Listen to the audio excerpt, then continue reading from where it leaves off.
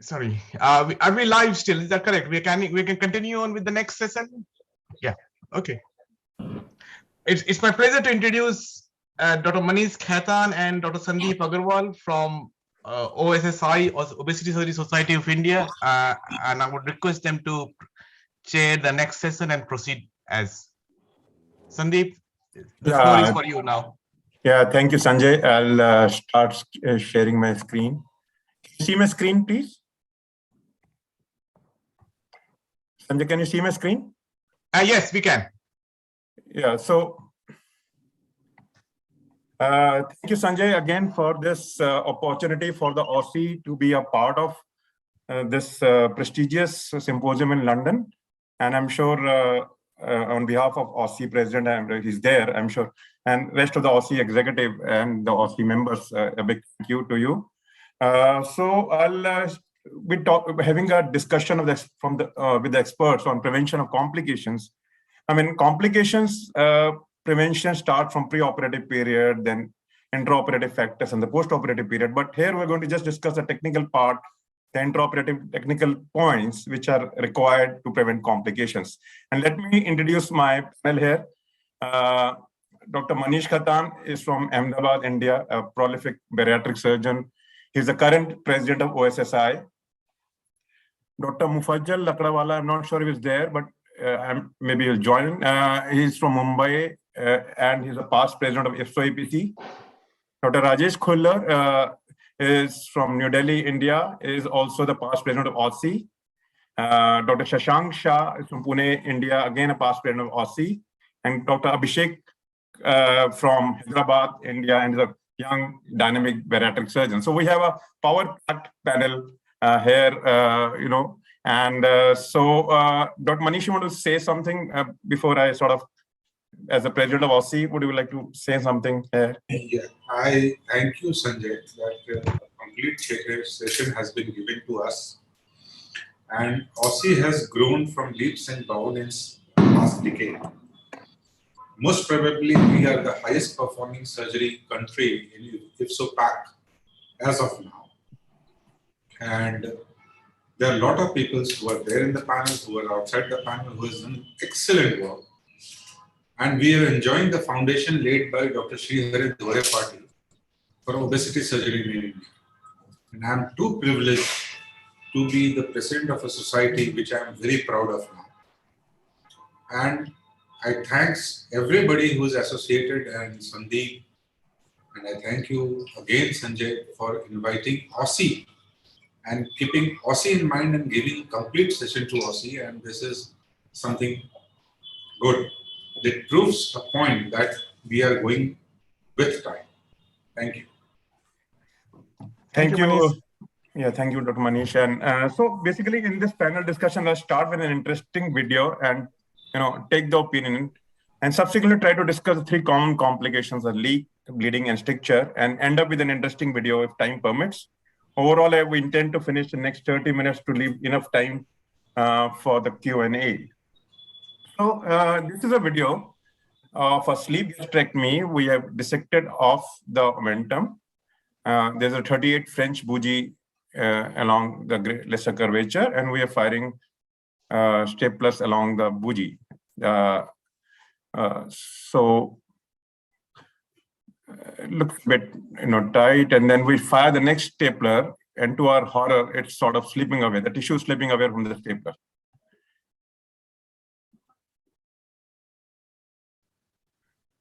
And so once we remove the stapler, we find a lot of loose staples all around, a bit of bleeding, and obviously something is wrong there. And you know, we try to look at, you know, remove these loose staples. Look, so there seems to be a defect there, and obviously the staple line has not formed properly, and the stapler possibly has misfired. So I'll stop here and ask Dr. Manish, what do you think has gone wrong? Sandeep, if you ask me, I will first look at the crotch if it was removed or not during the second firing or first firing, whatever you have did. That crotch comes on the line of the knife, that will carry forward, will not allow to cut. There will be loose staples and your tissue will slip. That is first thing. And that is the first thing and most important thing that must have happened. And second thing is that the stapler must have misfired. Yeah, so you think the first staple may not have been removed and the stapler has misfired of the cross staple. Yeah, I think that's a very valid point. Dr. Kuller, any thoughts on that? Yeah, that is one of the very important things which one needs to keep in mind.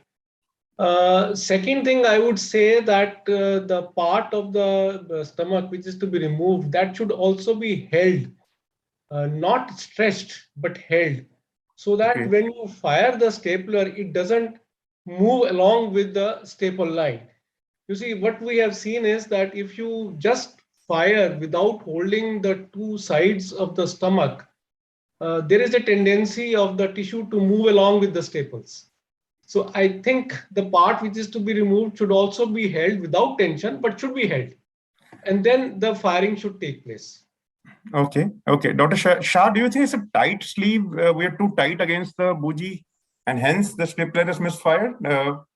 Yes. Dr. Shah, do you... Yes, I'm here. I think I cannot start my video. It says the host the host has stopped it. So maybe, but still, I will comment. I think the second firing could be little more lax. It was tight. However, that may not be the reason for misfiring. Misfiring do happen. One very important tip for everyone, which I have learned over time, is whenever the tissue starts sliding and you observe it, one should not proceed with your firing. You should stop your firing and reverse and open the gun. Maybe the further damage could have been prevented. The gun is supposed to grip the tissues tight and then the blade starts moving. With the blade, if tissue starts moving, one should stop maybe at 2-3 millimeters, and that is one very important tip. And one may go on the thicker cartridge as far as possible whenever someone is in doubt. These are my two important tips. And Abhishek, what's your opinion? So first thing is, I think it's a very tight sleeve. It has nothing to do with stapler misfire. Yeah. Second thing is, see why we are believing that the sleeve should not be tight. We are preparing for such events.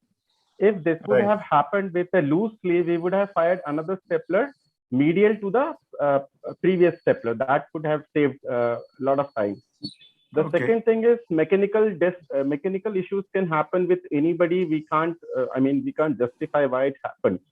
And as said, the dropout staples from the previous stapler could be another reason. It also depends on which type of stapler we are using, because the two types which we have in one, we have inbuilt blade, and another one which uses a new blade with every new fire. So that also makes a lot of difference.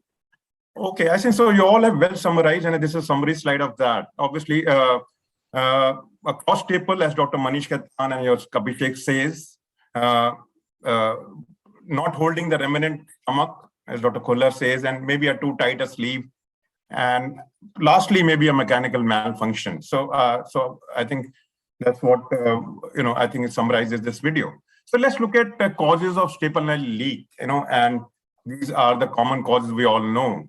Mechanical ischemia and distal obstruction. So let's ask our panelists. Let's start reverse way. Abhishek, what in your opinion are in your practice, two main things you look at, trying to prevent or trying to follow those two things to prevent a leak? So the first thing is I don't do a tight sleeve. That's just, everyone knows about it. The second thing is I always do upper 1/3 or 2/3 Lambert suturing over my staple line. I know it has nothing to do with, there are enough evidence which says that. Abhishek, just 2 points. I know there's a whole list of points. Just 2 points you think are crucial. Let's say you say putting overswing. I don't make a tight sleeve and overswing of upper 1/3. Okay. Dr. Shashank? I'm there. I can hear. So what you in your practice, what are the two main things you look at during sleeve that you should or should not do to prevent a leak? So number one, there should be no narrowing at the incisura. So I would be more relaxed near the incisura, not do a tight sleeve, and maybe leave about 5 millimeter beyond the OG junction. Maybe a slight dog ear, tiny dog ear, but not try to encroach on the OG junction. I try to use a thicker cartridge. Maybe sometimes in doubt, I start with black, then green, but then I have to overshow all the stepper line because it might ooze a little more. Right. Dr. Kuller? Yeah, you see, most of the points have been said. Very important is I would prefer to go about 1 centimeter away from the GE junction, because that is the commonest site where leak because of avascular necrosis occur. So that would be most important. And second, I would like to use cartridge near the pylorus, a thicker one, maybe green, and as you go up, maybe blue. So depending upon the thickness of the stomach, you have to choose your cartridge for good closure as well as hemostasis. And Manish, Dr. Kuller has said, and Dr. Shashank about the cartridge type. Do you think that's important? Mention two things. One is incisura, and second is everything has spoken about moving away from OG junction and all that. One is during dissection, take care you should not create any thermal injury. Okay. Mostly at the OG. That is very important because this type of thermal injury gives you a leak after 7-8 days. So yeah, so correct. So we'll discuss these points one by one because leak is important. So let's look at this video again. So this is again, you all 2 or 3 of you said about the type of cartridge and thick cartridge versus black versus a green, or let's say purple versus a black. So here we are firing a trash stapler purple cartridge near the antrum, near the pylorus. Here we see a longitudinal serosal fracture along the staple line on the anterior aspect. Now, do you think now is this important? Do you think it's important, this one, or it can be ignored? Dr. Manish. Yeah. So would you have used a black cartridge to prevent this? Do you think that's the reason? No. This is not because of the cartridge size. This is because we are too tight on OG, and this tightness leads to the splitting of the tissue, and that's why a serosal tear happens. And for this type of serosal tear, it is up to the surgeon. He wants to suture, he doesn't want to suture. I don't think it matters. It is going to give you a leak, and if you suture, it is up to you. But tightness on the OG is going to produce this type of, if once you fire and there is a white line which is seen on just beside the OG, that means you are too tight on the OG. That's it. No, but there's no white lines seen. And Dr. Shashank, you just said you would use a black cartridge normally for the first fire. Do you think this is because we sort of experienced in 2-3 cases and subsequently we change over to black? So this is what I think, but let's have the panelists view. So Shashank, do you think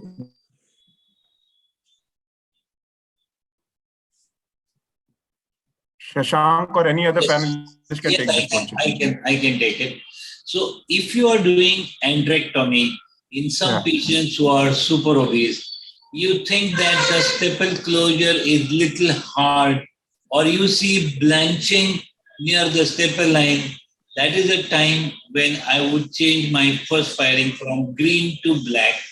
I have also seen similar firings and they have almost disappeared after we decided to change to black, not in every case, but when usually the stomach is thick or you are trying to remove more of the antrum, and once you go closer to the antrum, as in this case, maybe the stomach is more thicker in that area, maybe a green cartridge, a black cartridge sometimes can avoid it.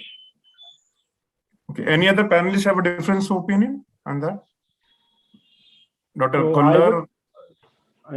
Can I? Yeah, Abhishek, yes.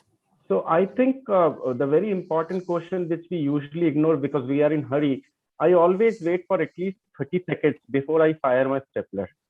So that is important for lateral tissue displacement. Do you think this has happened? That this was a compression time? Okay, let's talk about compression times then.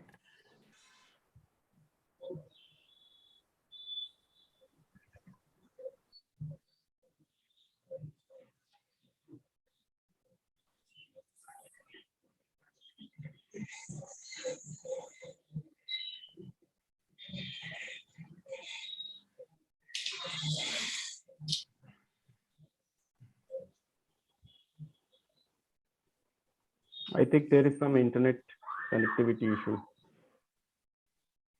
Yes. I think Dr. Sandeep How much do you wait for? 30 seconds? So Hello. the recommended time, Sandeep, is actually 18 seconds by the company. Yeah.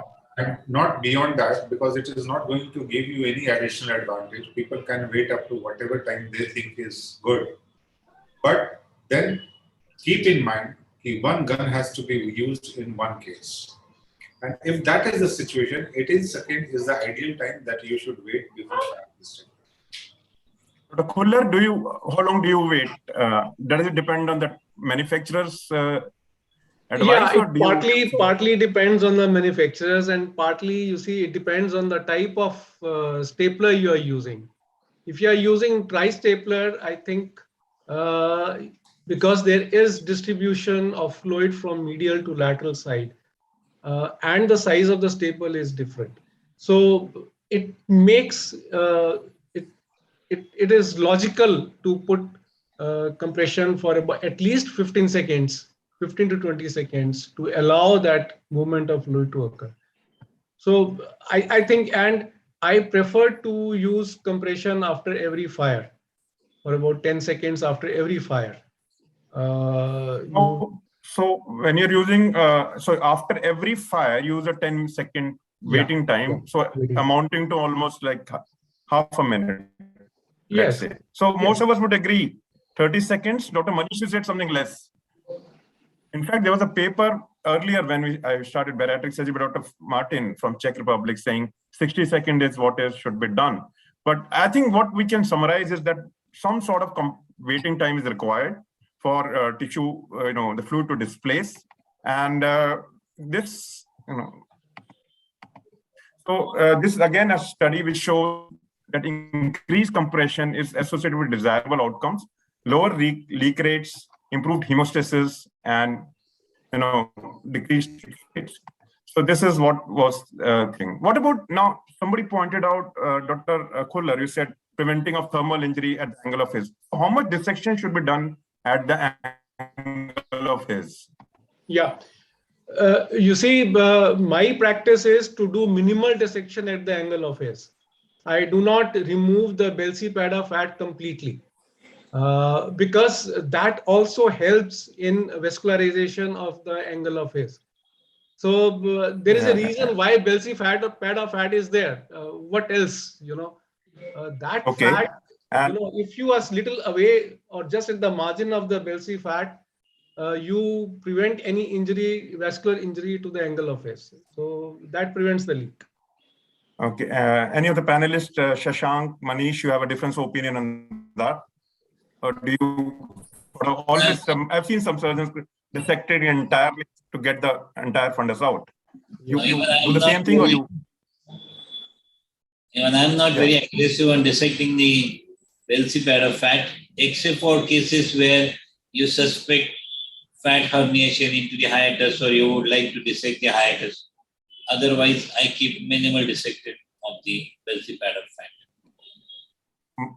Manish? I would say I will not like to leave fundus behind, because one surgery should be the final surgery. So Belsey-Padda fat should be dissected minimum only that much where you can take the fundus entirely into your last stapler line. That's it. You see, you can take fundus completely, remove the fundus without even dissecting the Belsey-Padda fat. We have been doing it every time. You see, more important is mobilization of the fundus from the left crus. You see, when you are removing the vasculature from the greater curvature, you have to mobilize your stomach well. From you should be able to see your left crus completely. Only then your fundus is completely mobilized. Yes, sir. You are so right. But if you mobilize your left crus completely and apply the stapler is obviously going to come on the Belsey-Padda fat. No, you see, that is the direction of your staple. If you have not dissected the Belsey-Padda fat, you can leave that. Put your stapler lateral to that.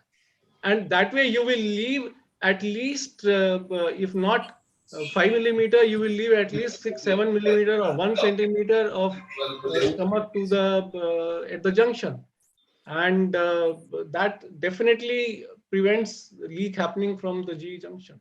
I think so. I agree. Deep unmute yourself. Yeah, in our own experience, when we reviewed our video of cases which had leaked, I think the point which we noted was when we were dissecting fat, it must have caused some hematoma or ischemia. And I perfectly agree. I think all of the panelists are in sort of consonance that this is what should not be done. What about the leak test? Abhishek, do you always do a routine leak test? Sir, in my sleeve, I don't do leak tests. Some of you might not agree with me, but I don't do a leak test in a sleeve because I don't want to disrupt my stepper line. But I always do a leak test in all my bypasses. Okay, so is there a reason for not doing it in sleeve? Because in sleeve, I can actually examine and there is no suturing which I have done. I have not done any intraotomy closure or overseeing or anything.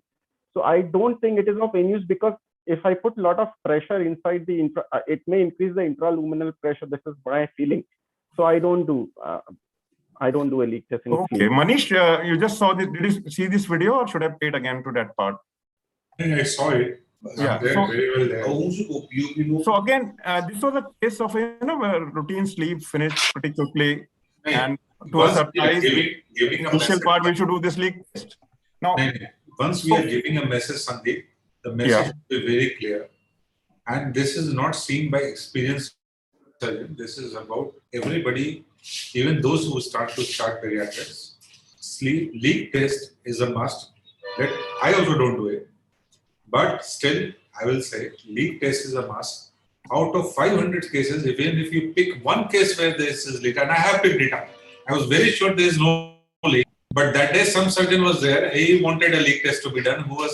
Who had come from Israel to see our surgery. I did a leak test and it leaked. You see, and we sutured it and we saved us. Manish, I 100% agree with you. Even today, after 20 years of bariatric surgery, I do leak test in every bariatric case, whether that is bypass or that is sleeve. You do not lose anything. Yes. My suggestion, my thinking is that what do you lose by doing a leak test? Exactly. No, you do not lose anything. Exactly. You will only gain. Yeah. And Shashank. Leak test is a must. Shashank? Are you there, Shashank? So I remember. Yes, I'm here. So we did our leak test in first 500 cases, and still those 2-3 leaks were not the ones which were picked up during that. Maybe in next 3,000 cases we have stopped doing leak tests, but we are more standardized on all the guidelines which we followed, and I reinforce all separate lines. I think now we don't do leak test in a sleeve. Of course, we do leak test in every bypass still. So the opinion is divided. 2 of the panelists think it should be done, and 2 of the panelists do only for bypass. But we do it routinely. This is the case we picked up. I remember visiting a hospital, and then very perfect sleeve. They did a leak test. It was positive. So I would strongly recommend anyway. But again, as you can see, panelists are divided. I agree with you, Sandeep. Sorry? Because this is seen by all in the world. I agree with you completely. Do a leak test. Let it be negative. You are a great surgeon, but let it be negative. No problem. Do a leak test. So this is what was actually sent as a paper and accepted very fast track as a case report initially. And obviously there's a variety of literature talking about routine versus selective leak test. So we won't go into that, but you can see the panel is divided. Now coming to the most important part, what about staple line reinforcement? I think Abhishek, you talked about covering 1/3, oversewing 1/3 of your upper part of sleeve with Lambert sutures. Why do you do that? Because I know that the leaks are more prevalent from the upper 1/3. And also with this reinforcement, I attach a part of momentum because there is study from Dr. Raman Goel. He's with us. which says that it really is beneficial for not only for leak but for bleed also. So that's why I do 1/3 or 2/3. Okay. Dr. Shashank, you also said you reinforce all your staple lines. I reinforce all my staple lines. With what? Overswing or some sort of buttressing material? Overswing. Okay. And Dr. Kulla? We don't oversue, but in high-risk patient, we use buttress. For not only like what sort of buttressing, if I can ask you? Because there are various sorts of buttressing material. Yeah, seam guard. Seam guard. And have you ever faced any problems with seam guard? Have you seen a leak also in that group? Do you do it for leaks or preventing bleeding? Basically bleeding. It doesn't reduces the rate of leak, but definitely has effect on bleeding. Routinely, we don't use, as I said. Okay. But in a high-risk patient, we use seam guard when we're doing. And have you ever faced any stapler malfunction because of any buttressing material? Or what would you recommend to us? What sort of you see, whenever my recommendation would be, whenever you are using a buttress material, use one size higher stapler. I think that's an important point. Yeah, that is very, very important. Very important. So the most important would be, I won't mind using green all over from beginning to end with the buttress material, not using blue or any other. So that is the most important thing. That's a great point, I think. And that helps, yes. And Manish, what would you? See, I will share an experience with you, Sanjay. Yeah. There was a surgeon operating at my center with imbrication as well as attaching the momentum. And it was a perfect surgery. And the patient leaked. Okay. So I have never done that. And the leak which has to happen because of the choice of staplers, or you're too tight, or you have avascularized thermal injury. So you are not a believer in any sort of staple and reinforcement, not even selectively, like Dr. Khulla said, maybe in patient with portal hypertension. Nothing. Okay. I think what I do is, I do the surgery, wait for 15 minutes after surgery, again reinflate, see if there is any bleeding, I will control it, but I will not reinforce. Okay. So I think again the panel is divided, but I think 3 out of 4 panelists do reinforce. 2 of them routinely, 1 selectively, and 1 never at all. We also don't oversee or put any buttressing except in patients with portal hypertension, if at all we are going to do those cases. And let's look at some literature then. This is a very important study published about perioperative practices, showing that 54% surgeons routinely use staple-eyed reinforcement. And there's a wide variation in the type of reinforcement used in these participants. So again, that's about 50% roughly do not use staple and reinforcement.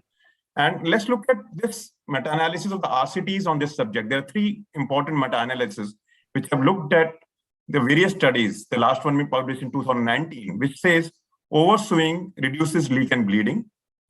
The second one says no benefit, published in Annals of Royal College of Surgeons. And the third one says no decrease in leak, but reduces bleeding and overall complications. So again, nothing can be said. But this, again, next 2 slides, look at the next 2 slides. A large database of more than 1.8 lakh surgeons, patients for experience. Out of these, 1,700 patients experienced leak. And there was data available for most of the patients. And if you look at patients with staple-eyed reinforcement had a higher leak rate. And I would want to know from the panelist, how do you explain higher leak rates with staple-eyed reinforcement? Is it a possibility? Dr. Abhishek. Yeah, I think it depends on how you are doing the reinforcement. I never do overswing over the staple line because it may cause ischemia. That's why I always do buttressing or Lambert suture, so that I'm not disturbing my staple line at all. So that is. So when we say overswing, we're talking about Lambert suture only. I would like to get. And so can this cause ischemia, in other words? Yeah, it can. So it can increase leaks, do you think? Sometimes it can make the sleeve too tight. Yes. Yes. Yeah. So any of the panelists have a difference of? If is already too tight. Yeah. Okay. Dr. Kudla? Yeah, that is why we have never oversewn the sleeve. Never. Right. Right. Right from the beginning, I've never done it. And Right. only Okay. buttress we have used is a seam guard. And Okay. that is also with a bigger size stapler. So fortunately, we haven't, we have had our share of leak, but not significant enough. So one of the questions was, do you reuse your staplers? I think I just missed that question from one of the participants. Sandeep, Yeah. Yeah, there is an RCT published from my unit. It is known as SEAL study. okay. So this is reinforcement randomized study, and it did not show any difference in the leak rate, but it did show some difference in reduced overtime and some reduction in the bleeding. So I definitely believe, and when I overshoe, it is over and over, just like a staple, and never burying sutures. Okay, I think what we got the message, I think what you can see is most of the studies are contradictory. You have to have a very close look at the studies. Most studies suggest reduced bleeding. Our evidence about leak rate is controversial, and which technique to reinforce is again not very clear. I think I asked a question from one of the delegates. Do you reuse your staplers? Any one of you reuse your staplers? No. Okay. You see, reuse or gun. You know, stapler you can't reuse. It's the gun which can be reused. Yeah, gun. And you know, for every gun which is provided by different company, there are specific number of fires which a gun can be used for. Okay. And we mark it on the gun. I'm telling you the fact because right. We mark it on the gun how many fire has been used, and if a gun has been used for, like in a sleeve, 5 fires have been used, and that gun you can use 10 fires, then we reuse it, and it goes for sterilization by Stirad, and we have reused it. Okay. So that is what it is now. Okay.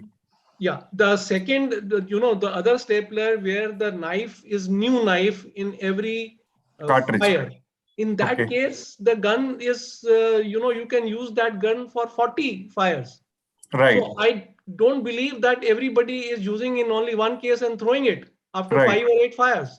Okay. Because it doesn't make sense. In every new fire, got it. Manish, so do you agree with Dr. Khulla? I agree. You're saying that I partly agree with Dr. Khulla. He's very right. Hello. Yeah, we can hear you. Yeah, I can partly agree with Dr. Khulla. He's very right. Nobody uses it for the first time, but in my practice, I don't use it more than 2 times. Okay. So if I am doing a sleeve, a Johnson gun, and Covidine gun can be used for 35 fires because the knife is new every time. I think that's what Dr. Khulla is saying. So I think it can be reused, and again, it depends on the economics of the region to look at that, but it can be reused for certain manufacturers. So let's come to bleeding quickly, and we know bleeding is an important problem. Roughly in sleeves 1.1 to 1.5%, and in bypass again 1 to 2%, and maybe in intraluminal or extraluminal. So how do you prevent bleeding? And I will just show a video and ask for your opinion. So this is that we're completing the sleeve. We see a lot of clots and blood collected around. So now from the panelists again, maybe we can start from Shashank now. What would you do in such a case when the whole staple line seems to be oozy?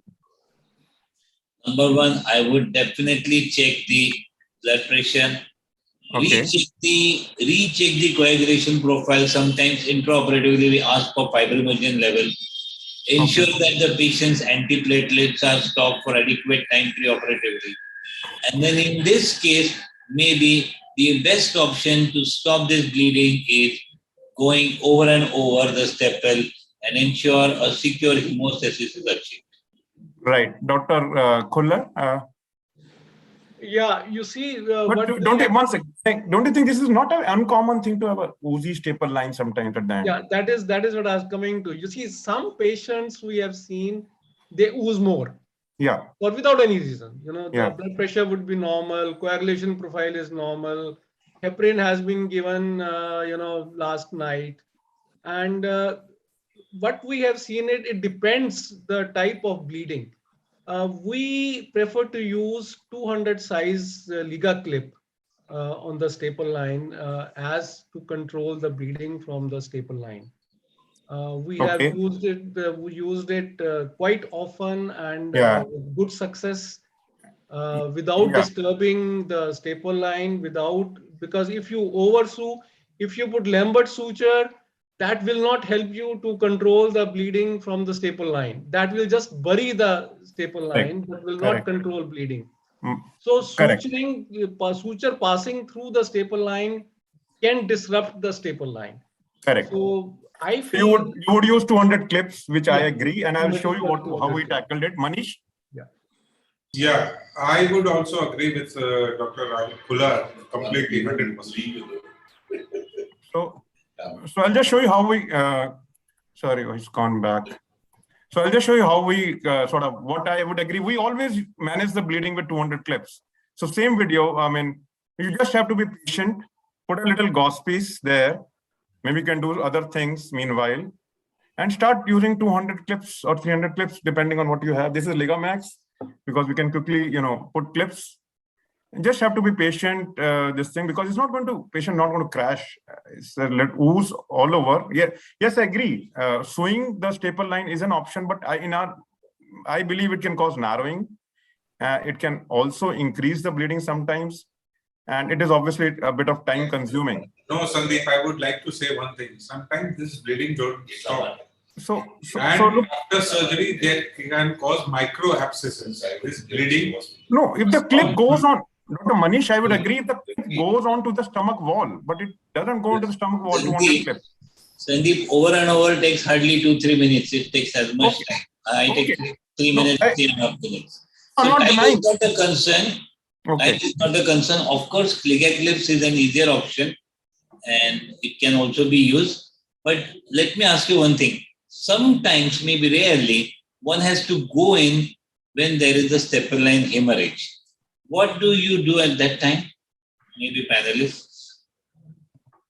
Okay. Any of the panelists? Because I will tell you from my experience, we have been able to tackle majority times. I mean, bleed can occur. I mean, we're not saying we don't have post-operative bleeds, but whatever the situation we come across, what I'm saying is intraoperatively, seemingly very oozy staple line can be managed by patients, putting some pressure and 200 clips.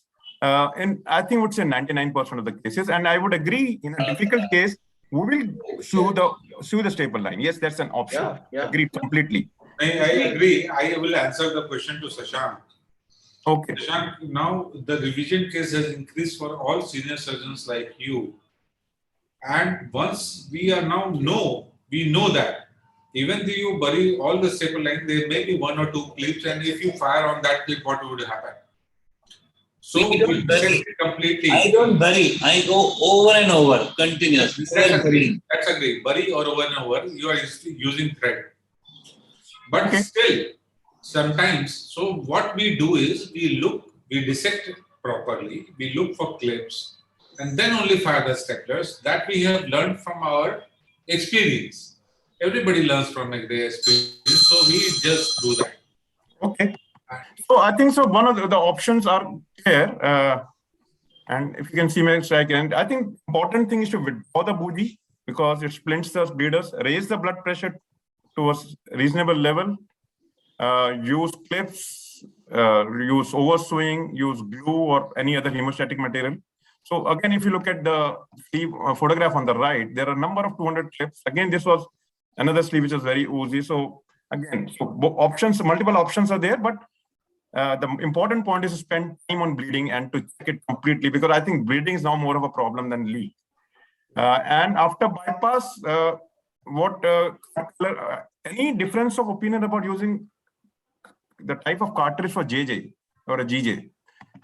What color cartridge would you use, Abhishek, for a GJ or a JJ? I always use a linear stapler. I never use a linear stapler is fine. Linear stapler is fine. Do you use a white cartridge or a blue cartridge, or does it make any difference? So I for gastrojejunostomy, I use a blue cartridge sometimes, or maybe a white. But JJ, I always use a white one. Okay, so use mostly a blue for the GJ, but do you think a white could be better to prevent intraluminal bleeding? And I can ask maybe Rajesh, Dr. Manish maybe, let's go from the other side. Manish, do you think a white cartridge is okay, better for a GJ? Because that's what I think, that from our experience, we still don't have a single case of a intraluminal bleed in a primary bypass. And I personally think using a white cartridge prevents that. Dr. Manish, do you use a blue or a white cartridge in? Let's go to the group. Let him finish. Then we'll start. Kindly repeat your question, Sandeep, please. What color cartridge would you use for a GJ? A blue or a white? A white. A white. And why is that? GJ for the GJ, I will use always a blue. Always. So I think all the panelists would say GJ blue cartridge, or is there a difference of opinion? Somebody. You see, I use normally a circular stapler, which is also a blue. It is not white. Right. Okay. And if I'm using a linear stapler for GJ, then I use blue. Okay. I think that one of the panelists, one of the other faculty is saying that blue for GJ. Again, I think it's an area which is debatable, but this is again a personal view that a white cartridge works very well, white or tan for GJ as well. JJ is always white. Yeah. Okay. So can I make a point here? Sure, please. So what I do is, what we have learned and from all my seniors and in India and abroad, when I do a gastrojejunostomy using linear stapler, I don't close my gastrointestinal immediately. I disconnect the proximal part. I make the biliopancreatic limb, and then I go back and close the gastrojejunostomy so that I can recheck if there is any intraluminal bleeding. Okay, that's an interesting variation, and I agree that. So important thing is to look at GJ from inside. And again, there's some literature to suggest what I said, that a use of white cartridge for GJ is better, and a circular stapler is associated with more bleeding complications. And so again, point is to increase the blood pressure to more than 140. And again, there's some evidence to show it reduces bleeding by almost like by 1/3. So 9.5 to 3, almost 3 times it reduces bleeding. So I think we'll go on to Steve now. And coming to Manish, what would, in your practice, how would you prevent a stricture formation? And some of the points we've already discussed actually, but just for points are already discussed, Sandeep. Yeah. Keep away from incisura, keep away from GJ. That is standard practice. Right. I particularly now keep away from incisura. I ask my colleague surgeons, I ask my anesthetists, am I too tight? If he says you are too tight, I will still keep away. Okay. Keep away from incisura. Abhishek, do you place the bougie always before the first fire? Because I've seen some people not putting the bougie before the first fire. I do. Abhishek? Yeah. No, I put my bougie, but what I do is I put it across the duodenum, so that in one of your videos you have shown that the first fire the bougie was too close. So I usually put my bougie across and across the duodenum or across the pylorus, and then I fire my first stapler. The another thing which I do is I always fix the sleeve to the peripancreatic fascia so that there is no twist which can happen later on. Okay, so you do some sort of omentopexy to prevent a twist. No, I fix it to the peripancreatic fascia. Right. Okay, Dr. Kullar, any thoughts about? Also put the bougie before the first fire, and the bougie can go towards the duodenum. I also do that. But I don't think fixing the sleeve to any fascia or omentum can prevent twisting. More important to prevent twisting is that when you fire, you should be holding the remnant stomach, the greater curvature, with a grasper, equal anterior and posterior wall. If you have that, then your sleeve will never twist. The twisting occurs only when one takes either more of anterior wall or more of posterior wall. Then that leads to twisting. But if you are holding the greater curvature without putting any tension, just open it up, just spread it with equal anterior and posterior wall and fire, your sleeve will never twist. That is what I have experienced. I think that's a great point, because the retraction on the greater curvature, not on the anterior or the posterior surface, is extremely important to prevent a twist. And as all the panelists do agree that you should place the bougie prior to the first firing of stapler. Sometimes it's very tempting to do it, not to put the bougie. Sometimes it doesn't go into the duodenum, but I think be patient in placing the bougie and then fire only when the bougie is well placed, not sort of convex on this side. And don't get too close to the incisor, as you can see in this video. Just stay about 2.5 centimeters, although even the bougie is there. Avoid excessive traction on the greater curvature. And the point about holding, yes, this video is not showing that. Dr. Khulla strongly believes that the tissue should be held. So I think we'll skip the last thing. Just the last thought from each of the panelists. Take-home message for all of us, Dr. Manish, and we can go from in sequence. See, a safe surgery is always a better surgery. If you think all the protocols which you have heard all over the period of time, be not tight on the incisura, be not close to GJ, don't dissect the Belsey pad of fat, do whatever, bury the suture line. Patient always comes first. And please obey the protocols of surgery and always seek help if you are in a problem. Don't shy away from that. Away from incisura, away from GJ junction. Don't over dissect, no thermal injury, and keep a close eye on your patient for 2 to 3 days. Please do that. That is all what I have. Right, Dr. Khulla. Yeah, I think, you see, I always say that most of our bariatric patients, they may not have any comorbidity. They may just have overweight, and they don't think that they have any disease. So we should be very, very compassionate. We should be very careful in, so that the patient doesn't have any complication. As Manish said, must follow all the possible things to prevent a complication. And Well said. so that is the most important thing. So meticulous surgery. Meticulous surgery. Standardized. Yes. And Shashank. Yeah. I agree with everyone. You have to follow a standard protocol, but I would just add, spend as much time as possible during the first procedure to ensure that every type of safety is secure. Inspect all the stapler lines very closely, do a leak test, maybe most of the times. All the bleeding should be secured after raising the blood pressure and offer the best chance, which is the first chance. So I think special attention to bleeding after raising the blood pressure. Very important takeaway point, I think. And Abhishek, your pulse, wisdom, pulse of wisdom. Yeah, I think most of the points are covered. I would just add a small thing. We should always follow the airline industry protocol. They have the least margin of error. So if we follow a protocol, we always minimize the risk of complications. Okay. So again, attention to protocols, attention to detail, attention to hemostasis, inspecting the staple line. So I think we all have very well summarized those points, and this is just a take-home message. I think besides the detailed preoperative evaluation and optimization, and also detailed counseling, because complication will occur, the most important thing is the meticulous technique of performing the surgery. Don't hurry it up. I know sleep can be done in 20 minutes. Some people say do in 30 minutes. No, we're not, doing a race here. Do an unhurried approach, do a meticulous technique. Pay attention to hemostasis, because that's what takes time sometimes. Role of staple line reinforcement is definitely proven for bleeding, but then the cost may vary from anywhere from 500 to 600 pounds per case. And leak test possibly helps. Again, it's a matter of choice. Protocolized post-op care and a teamwork would help us achieve optimal results.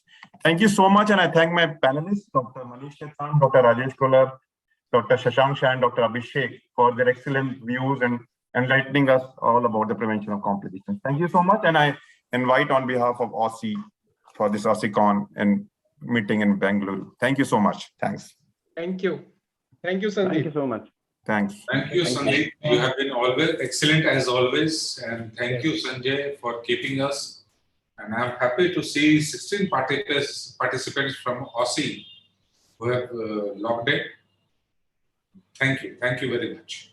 Thanks. Over to Chetan, I think. Congratulations, Sanjay. Excellently. Yes. Thank you. Thank you very much, Sandeep.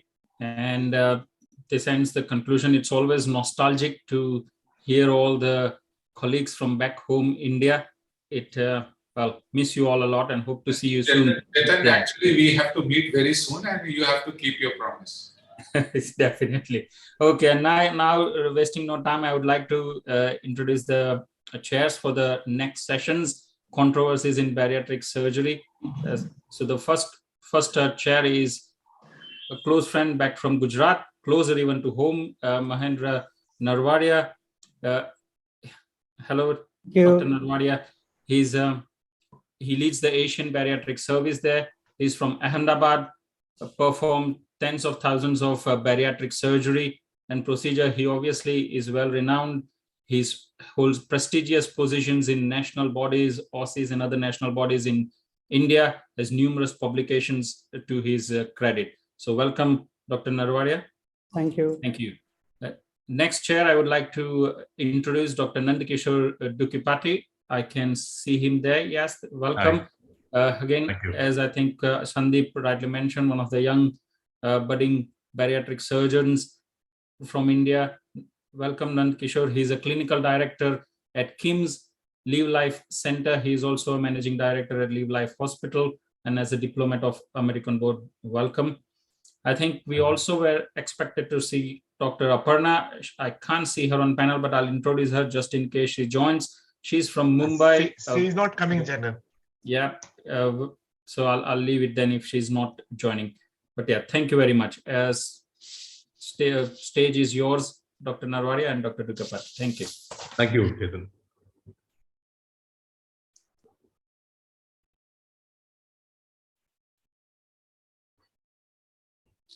You're muted, Mahendra. Yeah. Recording in progress. So I don't have the program in hand, but I think that Dr. Deep Goel is the first speaker in this session. Yes, you can introduce the first speaker. Yeah, Dr. Deep Goel is a dynamic bariatric surgeon from Delhi, and he started bariatric surgery in early days with me, and he's a fantastic surgeon presently working with the BLK group of hospitals. And over to you, Deep. Dr. Deep Goel is the first speaker. Mahendra, just give me a second. I'm just trying to.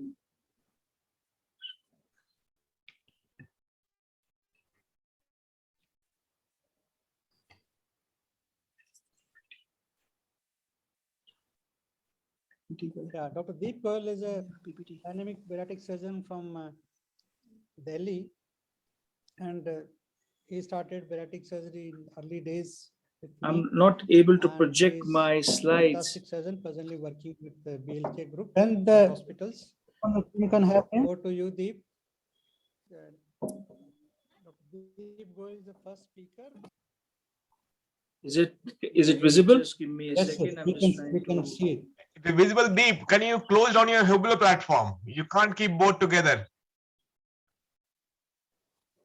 We are getting the echo of Hublot platform. Is it okay now? Yeah. Thanks, Deep. Is it okay now? Yes. Yes. Okay. So my topic for today is, antral resection during sleeve gastrectomy. Does it offer any additional benefit? And as we know that sleeve gastrectomy is one of the very, most common procedure performed worldwide, and but it has issues in terms of inadequate weight loss or weight regains. And these are some of the factors like, bougie size, length of antrum preserved, residual gastric volume, and resected stomach volume. These are some of the factors which we look at when we talk about weight gain or inadequate weight loss. And these are the figures from ACMBS from 2021, where we very clearly see that, number of sleeves have increased over the years. And today we do roughly 60% of sleeves all over the world, the procedure. So that, talks about the magnitude of surgeries. So it is very, very important for all of us to standardize the technique of sleeve, so we do not, we give our patients the best. Coming to the mechanism of weight loss in sleeve gastrectomy, we for very long time thought that this is a restricted procedure only, but we know now that it does have metabolic effects similar to RYGB. And after sleeve, we have increased levels of GLP, decreased levels of ghrelin, and there is a faster gastric emptying contributing to weight loss and improve metabolic profile. So sleeve is not only a restrictive procedure, it is a metabolic procedure also. And just to introduce the topic, when we say antral preservation, we mean that we preserve whole of the antrum, which is roughly 5 centimeters from the pylorus. And if we talk about antral resection, it means you resect, your first staple line is from roughly 2 centimeters from the pylorus. So now there are various trials and meta-analysis which I looked at, which tells us what are the effects. And I would like to start with a study done by Sandeep and his colleagues from AIIMS, where they looked at all the parameters, dividing the patients into 2 categories: antral preserving and antral resection.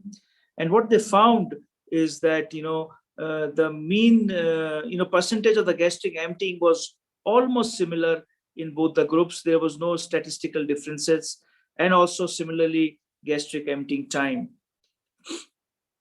Similar trial, they looked at the extra weight loss, and they found it was statistically better in patients where antrum was resected, and no other parameters was statistically different in both the groups.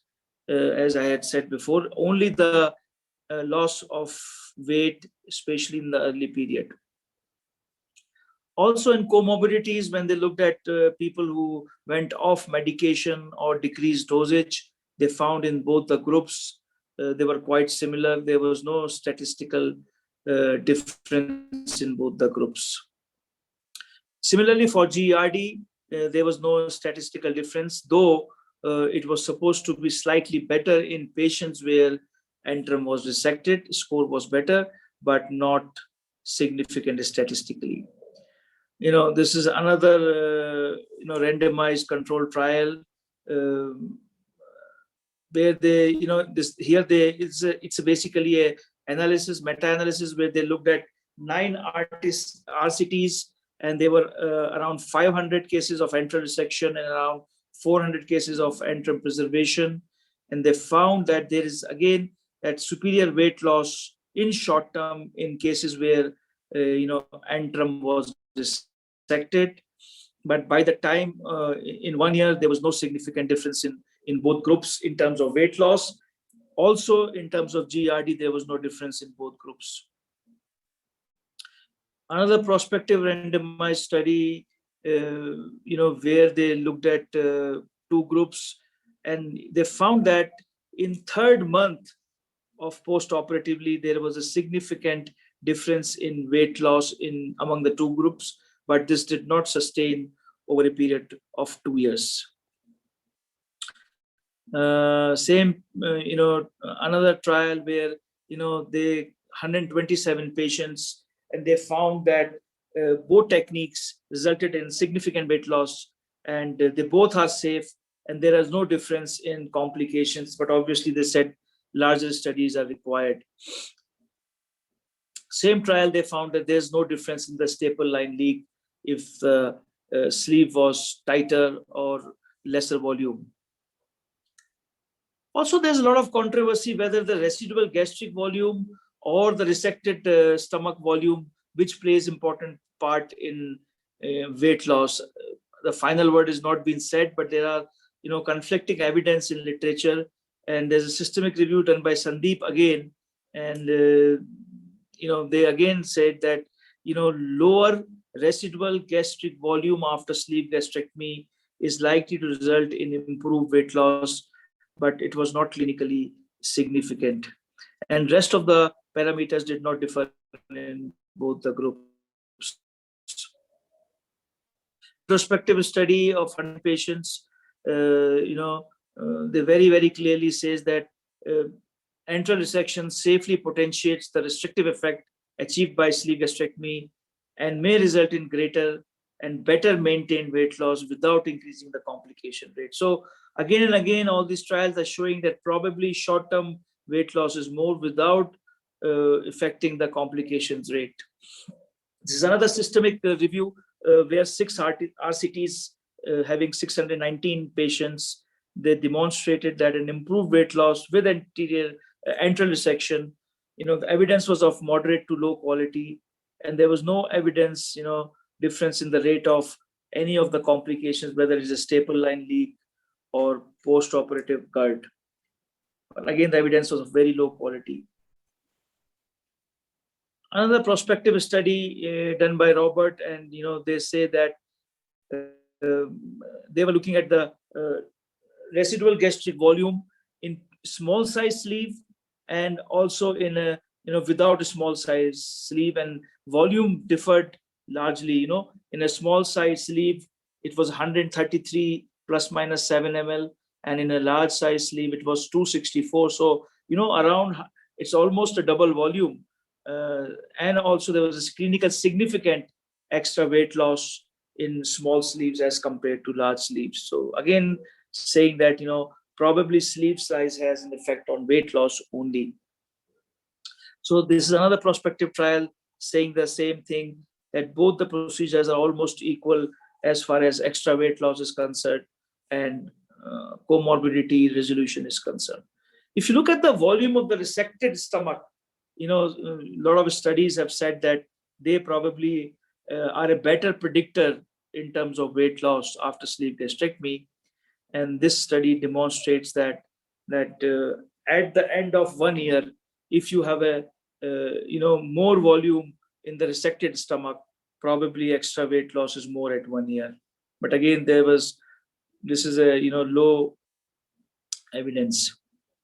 Another prospective study on a resected gastric volume, 287 consecutive patients. What they say that the volume itself is not a predictor of weight loss, but it is related to the initial BMI, which predicts weight loss. So higher is the initial BMI, probably more is the weight loss in the early post-op period. This is a retrospective analysis of about 91 patients looking at the same thing, and they found there is no correlation between the volume of the stomach removed and the weight loss at 1 year. So again, very conflicting evidences from different studies, and obviously these are not very high-powered studies. Another study, they say that early post-operative period weight loss in 3 months correlates well with the volume of the excised stomach, but not with that of the residual stomach. That means the gastric sleeve. So they are completely giving an opposite view. I would, I think, skip this one. And if you look at the consensus conference on sleeve gastrectomy, they very clearly say that there is a inverse association between the bougie size and the leak rate. However, this has not been substantiated by other studies which I have just shown, but they really most of the studies do say that there is some advantage in the weight loss, especially in the early months, but no difference in the leak rates, as contrary to what the sleeve conference had said.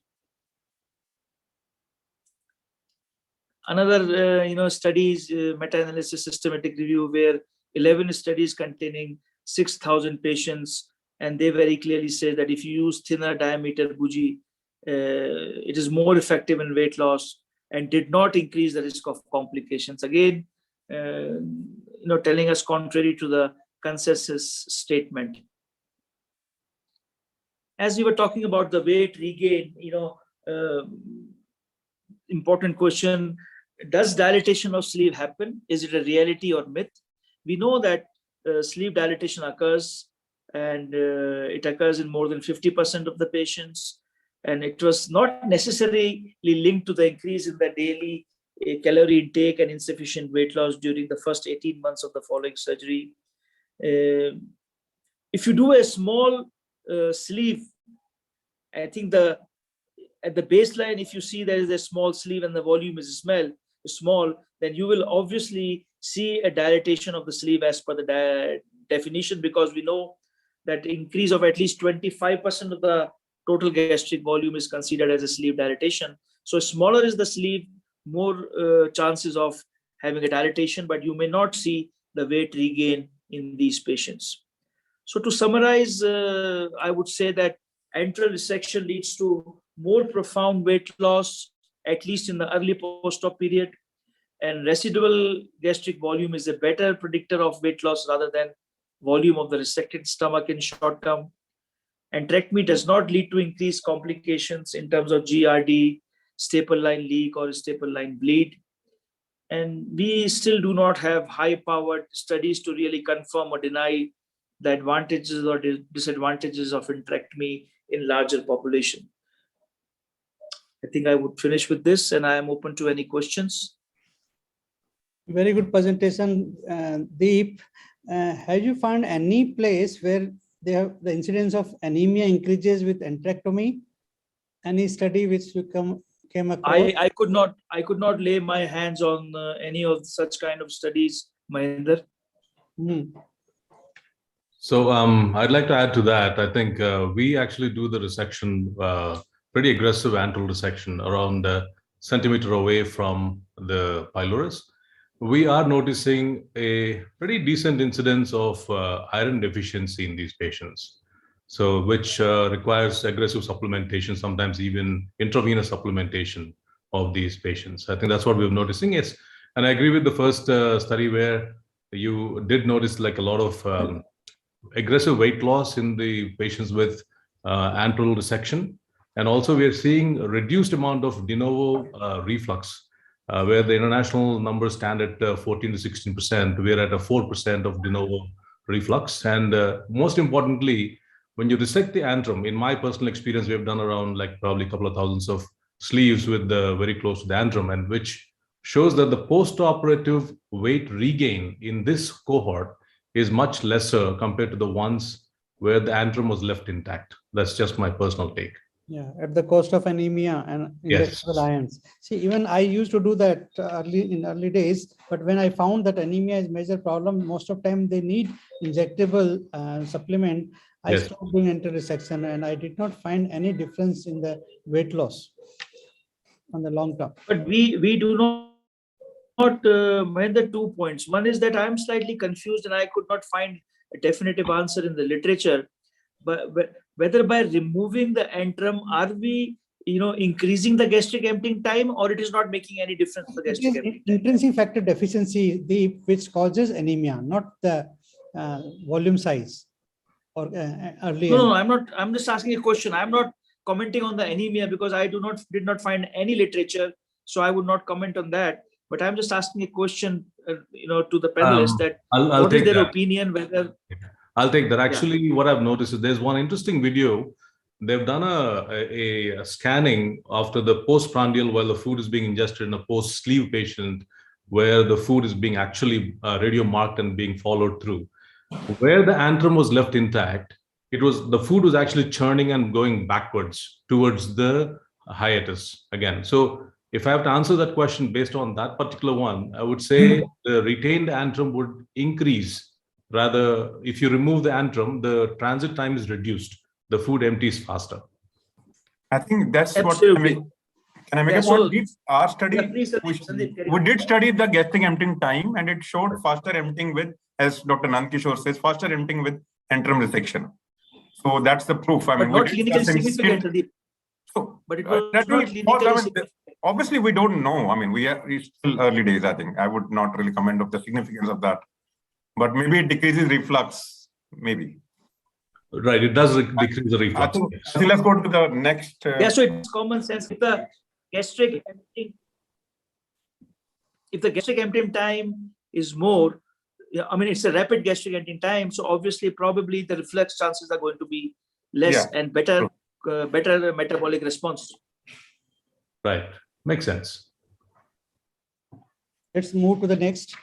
Done. Thank you, Deep. Very lovely talk. Appreciate that. Thank you, Sandeep. Thank you, Sanjay, for the next session is Barrett's esophagus after sleeve gastrectomy, is the issue overhyped? To speak on that, for the topic is Dr. Raman Goyal, and against the topic is Dr. Sarfaraz Beg. Both are dear friends, and it just gives me a lot of joy introducing these folks. Dr. Raman Goyal is an eminent bariatric surgeon from India. I mean, most know across the globe. He is currently the president of IAGES, and also he's serves as a scientific committee chairman, World Congress of Endoscopic Surgery. Also, he's on editorial board of many journals like Journal of Minimal Access Surgery, editorial board member of Indian Journal of Surgery, so on and so forth. He had a very illustrious career so far, and then we love to listen from him. And also, we also would like to invite Dr. Sarfaraz Beg. He is an eminent surgeon out of Kolkata, multi-talented person, not just into bariatrics, also into advanced hernia repairs like abdominal wall reconstruction, and also talented in singing and also roasting people, so on and so forth. So it'll be lovely to hear from these two gentlemen, wonderful friends. Look forward to it. So Dr. Raman Goyal, all yours. Hi, good evening, everyone. I hope you can hear me. Thank you, Nandkishore, for such a wonderful introduction. I'm in Barcelona for a conference, World Congress, and so much closer to Sanjay today. And this topic was allotted to me by Dr. Sandeep Agrawal, and I had serious reservations about this topic, and that's why, but I always take a debate as an opportunity to look up at the data, and that helps me more in learning than actually debating or with somebody. And the topic that has been given for this debate is post-sleeve gastrectomy, Barrett's, is it overhyped? So I'm going to talk in favor of this topic. And these are my disclosures, and they have no correlation with the debate today. And this is the case mix. Now, as you can see, in 2013, I was doing almost 90% of sleeve gastrectomies in my practice, and now they have got reduced to about 15%. And that's why the reservation about this topic for me, because I have myself cut down substantially on number of sleeves in last 5 to 7 years, primarily because of the incidence of GERD, which has become a bane of sleeve gastrectomy. But as far as Barrett's are concerned, so we had always been thinking on talking about GERD, but we were not looking at Barrett's very carefully. So when Dr. Sandeep asked me to speak about it, I thought it's a good opportunity to look at the data about Barrett's after a sleeve gastrectomy. So to start, obesity and Barrett's, we know that there are multiple studies done, and they have come with different kind of results. This meta-analysis of 9 studies, 6 of them have shown that there is a correlation, but the results were very heterogeneous in the findings. And there was no study which studied the obesity and Barrett's correlation. And then there are more studies, which the first study shows that in obese, there is a high prevalence of GERD, esophagitis, and hiatal hernia. And the next 2 studies, or rather all 3 studies, said that Barrett's esophagus is much more common in obese. One of the study going on to say it's almost 3 times more frequent in obese patients. And then there are studies. So what I found very interesting is that the timeline. So as we were doing a very large number of sleeves, most of the studies were supporting that the sleeve is not the cause of major GERD or Barrett's. I mean, mostly GERD at that time. So this study, which got published in 2007, that they say that GERD associated with severe obesity may not be as big a risk factor as tobacco and alcohol abuse, and in terms of adenocarcinoma. And then there are other studies which says that except for de novo GERD, symptoms improved in pathologic group. That means patients who had a preoperative GERD. In terms of GERD questionnaire, endoscopic findings, esophageal manometry, and 24-hour pH monitoring before and after 2 years of sleeve gastrectomy. So this was published in 2014, supporting that the sleeve actually improves GERD and not the other way as we most of us thought at that time. But then with times things changed.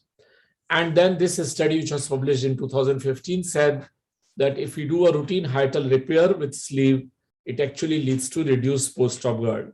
And I know many surgeons within India and outside who do perform routine hiatal repair or crural repair and report that they have a lesser GERD. Now, what about Barrett's after sleeve? So this study, which was published in 2016, this is where the waves started moving in about Barrett's after sleeve. And this study, which was done in 35 to 45 BMI patients, 231 patients, and they included only those patients who had a normal pre-op endoscopy. And in this patient, the upper GI endoscopy was done at 1 month and 1 year, and thereafter in symptomatic patients. And what they found is, even as late as 2016, that Barrett's is seen only in 1.2% patients at 5 and 6 years of follow-up. So which is almost the same what you see in normal population, normal morbidly obese population, even without surgery. So even in 2016, the Barrett's was not considered a very big problem, though the reflux and erosive esophagitis was reported to be higher in these patients. One of the problems with this study was that the follow-up rate was not very good, and the follow-up endoscopy was only offered to symptomatic patients. But then thereafter, after this particular study, things started changing fast in favor of Dr. Sarfaraz Beg's talk today. So there are studies which said that de novo GERD was seen in almost 45% patients after sleeve gastrectomy, and the PPI use increased from almost 22% to 73 to 75% post-operatively in sleeve patients. As far as esophagitis is concerned, 35% increase in esophagitis in short term and 86% increase in risk of esophagitis in long term. And the last study went on to say that it increases by almost 88% each year. So we completely agree, and we have started seeing that GERD and esophagitis and related problems keep increasing. And I think the biggest study and the most impressive study that has come in favor of these problems is this one, which is this is a single center study where they did a 10-year follow-up of sleeve gastrectomy patients, and where none of these patients had pre-op reflux or hiatal hernia, and they did everything: pH metry, manometry, gastroscopy questionnaires at 10 years, and they found Barrett's metaplasia in almost 15% patients. So this, based on this study, which was published somewhere in 2017, another meta-analysis happened, systemic analysis, review and meta-analysis was done. And this is published very recently in this year of 680 patients. They said that the 54 patients had confirmed Barrett's esophagus out of 680 patients, but they were non-dysplastic and they were de novo in patients at 3 years, after 3 years of follow-up. And thus the pooled prevalence is almost 11.4% after sleeve gastrectomy at 3 years. And important thing to see is that almost 70%, 65% of them with Barrett's esophagus had no symptoms. So when we offer a sleeve endoscopy in symptomatic patients, we are probably missing out almost 65 to 70% patients who has Barrett's and who are not presenting with symptoms. And thus the same study suggested that it is an accepted thing that if the Barrett's is seen in a population more than 10%, that these patients should be considered at high risk for Barrett's, and we should have a screening protocol for Barrett's esophagus in sleeve gastrectomy patients. So this is where the discussion is coming about, that Barrett's is indeed seen more frequently in patients of sleeve gastrectomy, and this is a significant publication with a meta-analysis. But then what about adenocarcinoma? Now there are a few case reports, and I would quickly take 2 slides to share those. This particular case report, which was published in 2018, talks of a patient where a preoperative endoscopy showed a 2 centimeter Barrett's esophagus with no dysplasia, and 3 years later they found a polyp, a pseudo polyp. They did an endoscopic mucosectomy, and they found an adenocarcinoma in this patient because there was a Barrett's esophagus. And they went on to conclude, and this is where the warning bells started ringing. They went on to conclude that this could be from chronic GERD, which could induce intestinal metaplastic changes. So I think this is important to realize that this was not based on any evidence, the statement from these authors, because this patient already had Barrett's before the surgery, before the sleeve gastrectomy. Then as far as other literature is concerned, I could find 3 more case reports.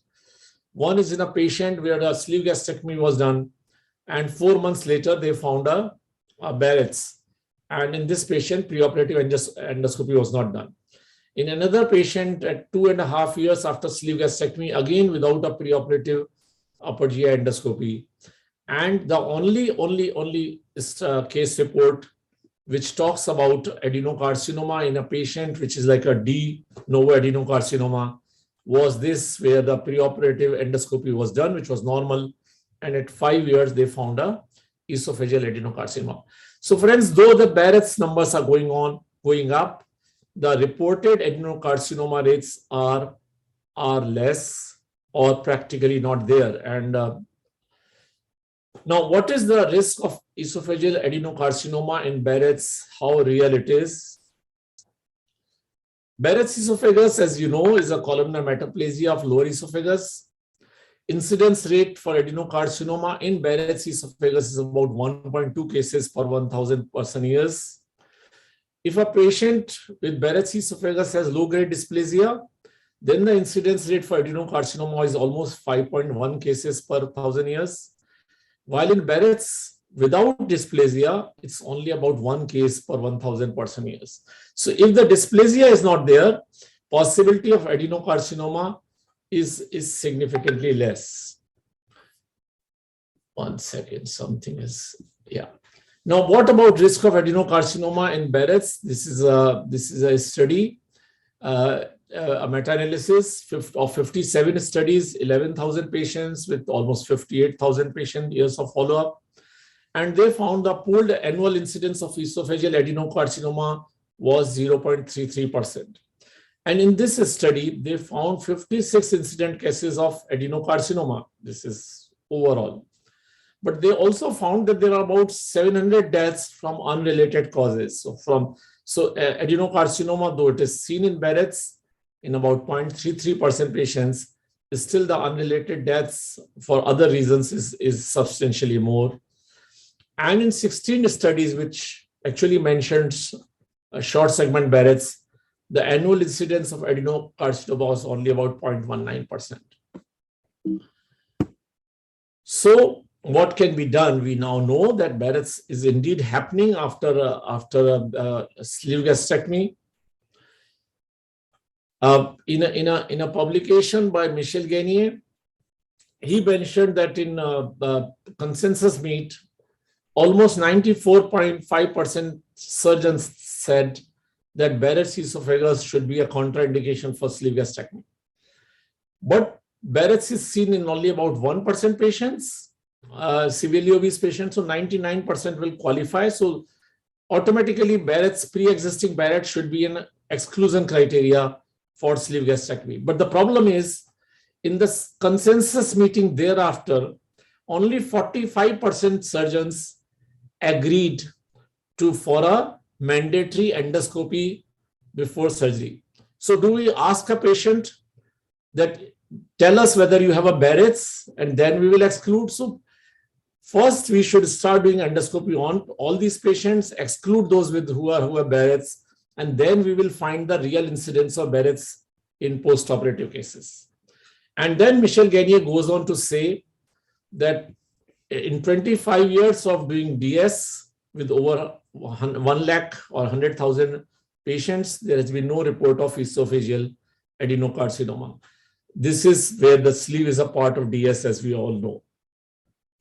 Then there's a very interesting study which says that if there is a colonization of esophagus with H. pylori, this leads to increased incidence of Barrett's and adenocarcinoma. We know that sleeve gastrectomy decreases the H. pylori colonization. So if we routinely eradicate H. pylori in these patients, probably there will be a less number of GERD, less number of patients with GERD and Barrett's after sleeve gastrectomy. Now, a quick word about what is the standard treatment for Barrett's if we are seeing almost 11% after sleeve gastrectomy. Chemoprevention with the once daily PPI therapy. If on endoscopy you see Barrett's, the advice by gastroenterologists is that ablative therapy is not required if it's non-dysplastic Barrett's, because there is a very poor, very low risk of progression to adenocarcinoma. And even if this happens, then endoscopic eradication, if there's a dysplasia, then endoscopic eradication is the procedure of choice. And even in early adenocarcinoma, endoscopic resection is the preferred therapeutic approach. So I think we really need to accept that probably time has come for routine surveillance of sleeve gastrectomy patients for Barrett's. And even if the Barrett's is found, we continue to manage them like any other Barrett's on a routine, regular endoscopic management. To come to the topic of the day, is it really overhyped? Literature does show, and I completely agree, that the Barrett's is happening in about 10 to 11% patients. There is no denying the fact.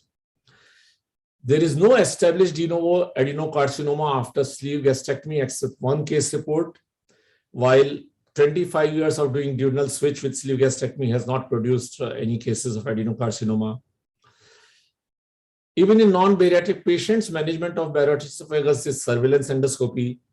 And even if the Barrett's is happening, the treatment, the follow-up is with routine surveillance and treatment with endoscopy. So friends, I do believe that Barrett's after sleeve is overhyped, because the entire discussion is based on the premise that there is an elephant in the room, that is esophageal adenocarcinoma. But what I found after going through the evidence, that the room is really empty. Elephants are enjoying a good bath outside, and we really don't need to be over worried. We really need to take care of our patients, but not panic just because we are seeing more Barrett's in our practice. So thank you so much. I'll be very happy to take questions once Sarfraz has this word. Thank you, Dr. Raman Goyal. Thank you. And Sarfraz, invite you for the debate. Right. Can you see my slides, ladies and gentlemen? Yes, Sarfraz.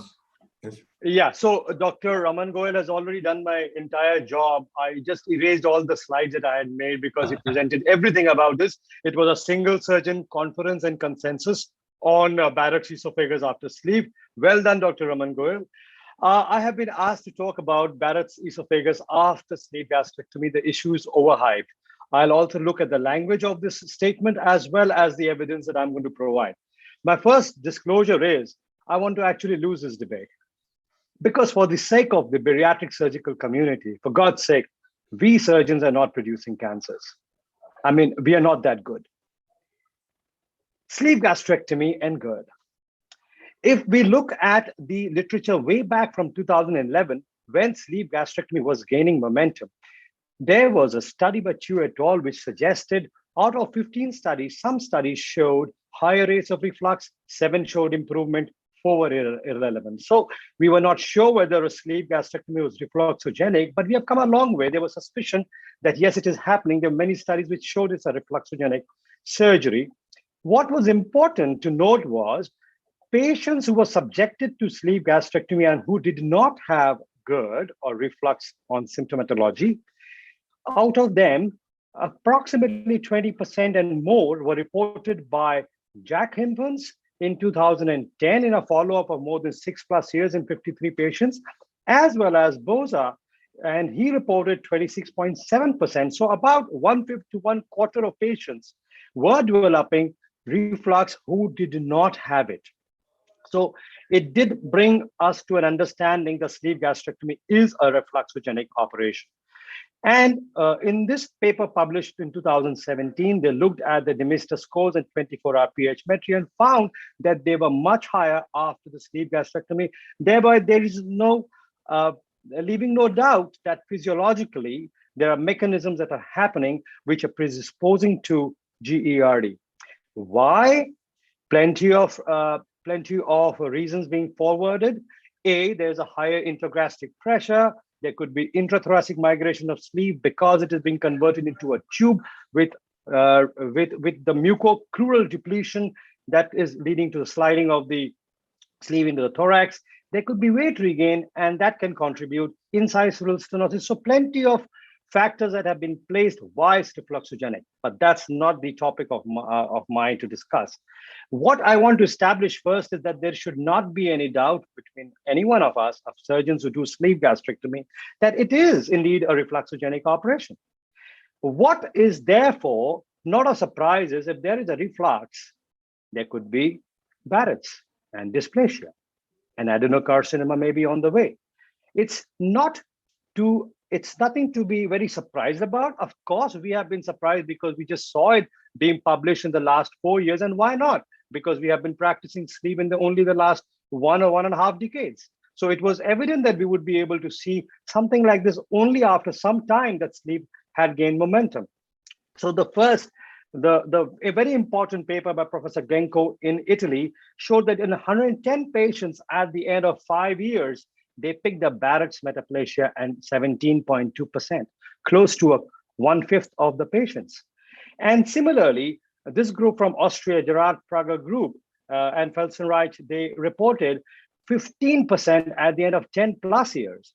So we're definitely looking at a Barrett's esophagus coming up in 5 to 10 years between 15 to 20%. Recently in 2021, just out of the shelf, 58 patients followed for 3 to 4 years, with almost half of these patients being followed up properly. Patients with pre-op GERD, 1/3 improved, 1/3 worsened. Not a surprise. Pneumoreflux in 30%. Esophagitis increased from 37% to 70%. However, they noticed it was mostly mild, close to 90% were mild. And Barrett's again, 12.7%. But remember, this is 3 to 4 years follow-up. So at 5, this may be about 20. When we compare it to the general population, yes, I agree. The general population sees about 1 to 1.5%, and these figures of 15 to 20% are much higher. What is actually very scary for sleeve gastrectomy surgeons are that these refluxes are silent. These Barrett's esophagus presenters have been having silent refluxes. So almost 2/3 of these patients did not have a reflux. And that is what has alarmed the entire community, which means something that we did not advocate earlier. Many countries still do not have a policy of a routine preoperative endoscopy before doing a sleeve, or even after doing a sleeve. Now we are making a U-turn and saying, no, we need to do an endoscopy because Barrett's is a contraindication and Barrett's can happen post-op. Effect of different procedures when we want to say, well, is it only the sleeve or this mechanism, this particular Barrett's is happening also in Roux-en-Y and in one anastomosis gastric bypass or a gastric band, and gastric band again is a refluxogenic surgery. So let's look at what the data which came out this year, November, the latest, again from the Italian group, 241 patients, gastric band 57 patients, sleeve gastrectomy 95, and Roux-en-Y 41 patients who finished 10 years, minimum of 10 years of follow-up. And because one anastomosis gastric bypass was a recent addition in the armamentarium, they looked at it at least 3 years after a minimum follow-up. And what did they observe? The gastric band and the sleeve gastrectomy follow this paper increased from 14 to 31%, and sleeve gastrectomy 26% GERD to 58.9, so 2.5 times more. Whereas in Roux-en-Y, the GERD decreased, and in one anastomosis, it remained unchanged. Look at the erosive esophagitis, 22% in both the gastric bypass. In gastric band, which is a refluxogenic operation, again, 42%, and sleeve gastrectomy, 74%. What's important is Barrett's was seen only in the sleeve gastrectomy group, not in any other group. When this group followed up the Barrett's and how many are turning into dysplasia, out of their 19 patients, 2 of them turned into dysplasia at 3 years. So we have some data on saying how many are going, and I think 10% of those 20%, it's still a large number. Adenocarcinoma, absolutely right, Dr. Goel, 2017, this was the first paper which reported it, but look at it in 2021, again, published in April this year. 17 cases were reported, 4 from esophagus, 4 from esophagogastric junction. We're not sure about how 9 gastric cancers should be interpreted. I agree. What is important to note is these cancers presented in 33.9 months, the range being 4 to 96. And I would definitely agree with Dr. Goel that the ones which presented very early should not be interpreted as a sequelae of sleeve, rather a missed Barrett's probably. So this is why I think what we need to appreciate here is those who did developed in about less than 3 years. And that means that the patients with sleeve are having GERD, then a Barrett's, and probably dysplasia and cancer on the way. And this is probably a more rapid progress compared to the general population. But of course, that could be totally off the hat. Should we be concerned, therefore? Only with this data, should we be concerned as surgeons who perform sleeve gastrectomy? I don't think we should be over-concerned or overhyped about this, but if we just remember that half of our patients with morbid obesity undergoing bariatric surgery have GERD, big number, and 265,000 plus patients underwent sleeve gastrectomy in 2014, and these numbers may have risen.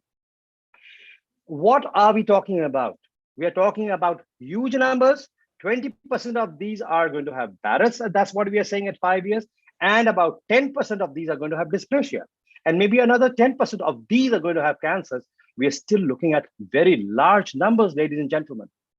1/3 of sleeve patients will have worsening of GERD, which means these patients are going to show more of these microscopic changes.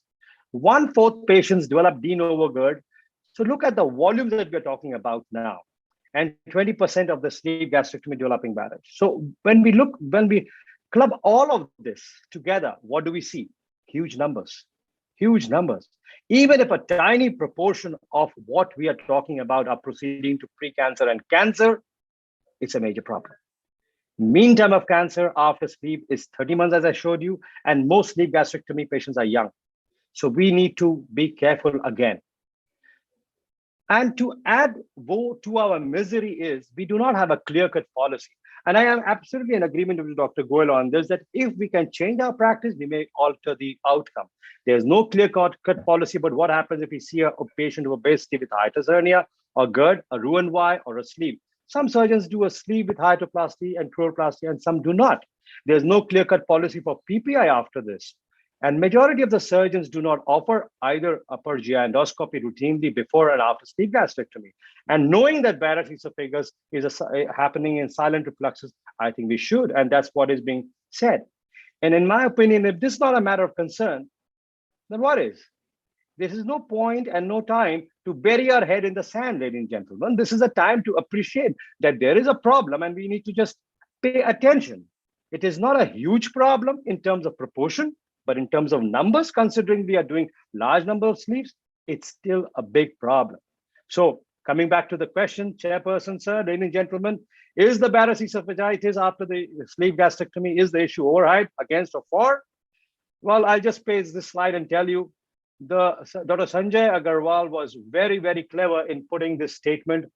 If we just remove that word overhyped and replace it with something less, a less clever word, it would be better. For example, this line, she told him that she loved him.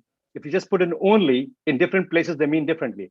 Only she told him that she loved him is not the same as she only told him that she loved him, and is not the same as she told only him that she loved him. So in that way, Barrett's esophagus after the issue, is it overhyped? No, it's important. Just pay attention. Thank you very much.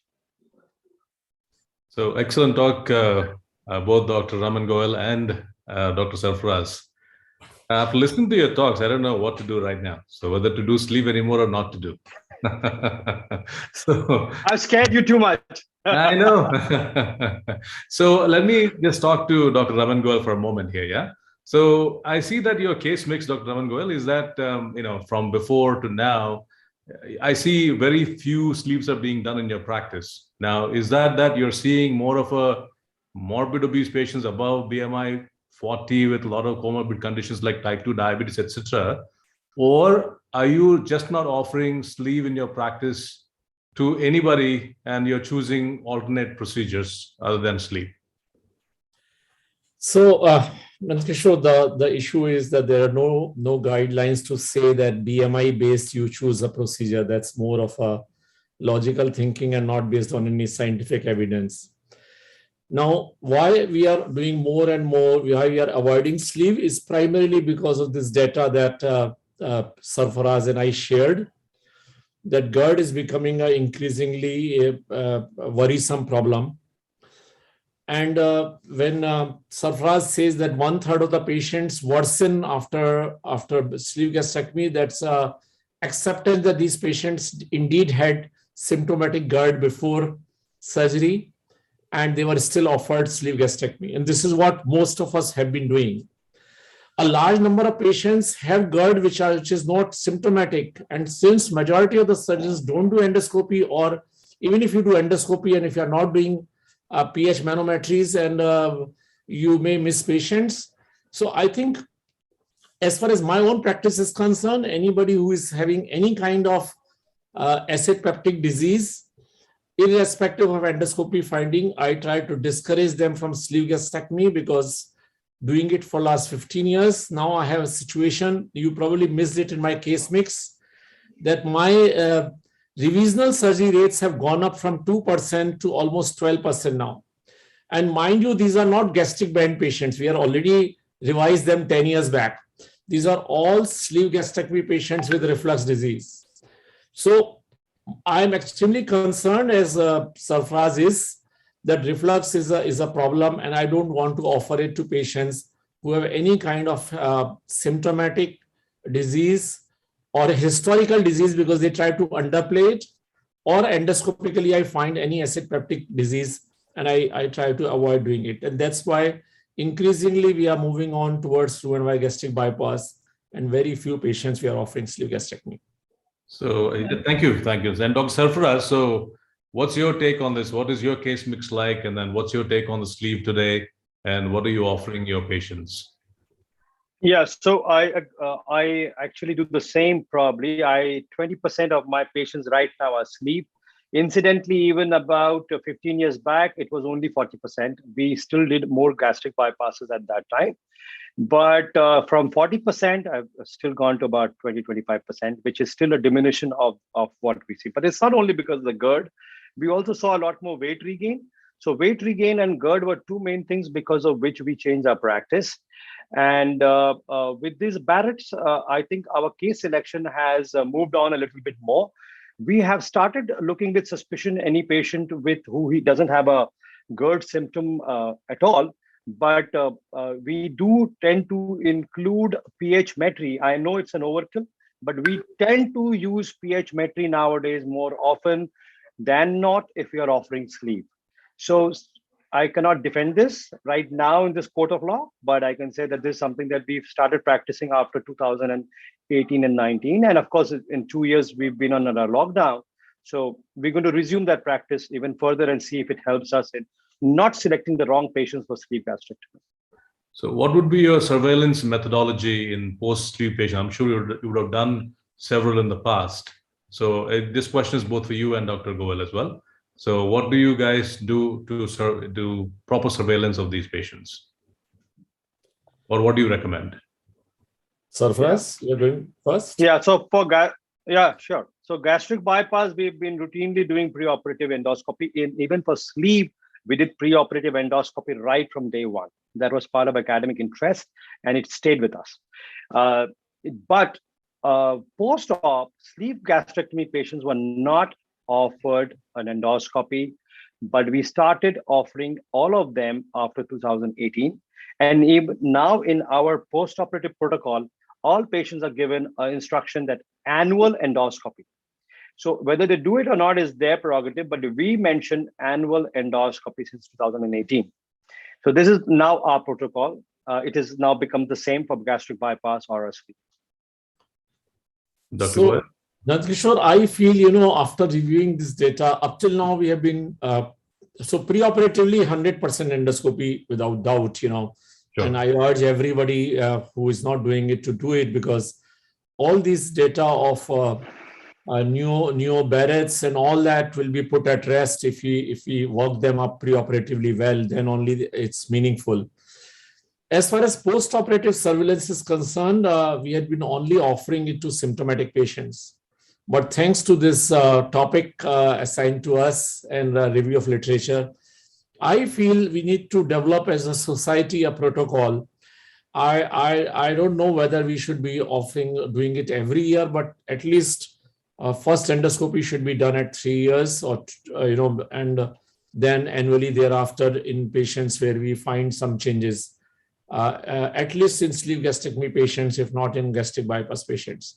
So I think surveillance is the way ahead to establish whether we are indeed having Barrett's more and more, or we are having dysplasia in the Barrett's that is there. Yeah, with such an important meta-analysis published and showing Barrett's in large, almost 11% patients, I think it's time that we go the surveillance route. Can I make some quick point, Nankishore? Yes, please. So, if you look at these studies, and there was a article by Dr. Mahavar about the methodology of diagnosing this, and there was an issue about the endoscopic, there was some, possible fallacies in the pickup rate. Right. So that is point number one. And in fact, even yesterday's Dr. Kerrigan's lecture, I don't know whether you heard it or not, he made several strong points about this diagnosis of Barrett's. Besides the fact that it does not lead to adenocarcinoma in majority. The point number two is the reason I gave this topic was our own analysis of surveillance endoscopy as a part of study, not as a. So we endoscoped close to 100 patients, and only 3 had suspected Barrett's, and only 1 had biopsy-proven Barrett's without dysplasia. So 1% only without dysplasia, with a median follow-up more than 4 years, ranging from 1 to 10 years. That's why I thought, and there are other studies Dr. Goel quoted about from earlier series, the retrospective studies with low incidence of Barrett's. So, and plus the fact that the adenocarcinoma, lakhs of patients would have been operated, let's say 7 years back, till 7 years back, would have seen a flood of epidemic of adeno-CAs. So all these points strongly, in my point, that's why I gave this topic, so that we have a clearer perspective. But again, the jury is still out, and these are the points I wish to make. If anybody wants to respond to that. Yeah, just I would like to add a little bit, according to what Dr. Raman Goel was saying, what you just said, is that when we are studying, if we do plan to study as an association, I think what we should probably do, spread out the cohort in a way that the absolutely normal patients without any GERD, preoperative GERD, and then the people with actual reflux symptoms, and people with documented H. pylori. Maybe there is a difference in incidence in different cohorts after this post-sleeve with these Barrett's or whatnot. This is something worth looking at in the data. Right. I think we are running. So I think we had a good discussion. Unless somebody wants to make a quick strong point, we can move on to the next I think Sanjay and Sandeep, you brought a very good topic. It is really interesting and good learning to us also. Yes. The only problem in our country is that follow-up is very, very poor. In spite of having the base team, the follow-up is not even more than 50%. So how do we follow these patients in our country is a big question. And how do we do the surveillance annual endoscopy to this? I stopped doing sleeve. I do hardly 1 or 2 sleeve in a year, just because they don't come to us for follow-up. They regain weight, they move with the reflux. So we'll go to the next topic, another controversial topic. And for that, I invite Dr. Parveen Raj. And topic is bariatric surgery and concomitant ventral hernia.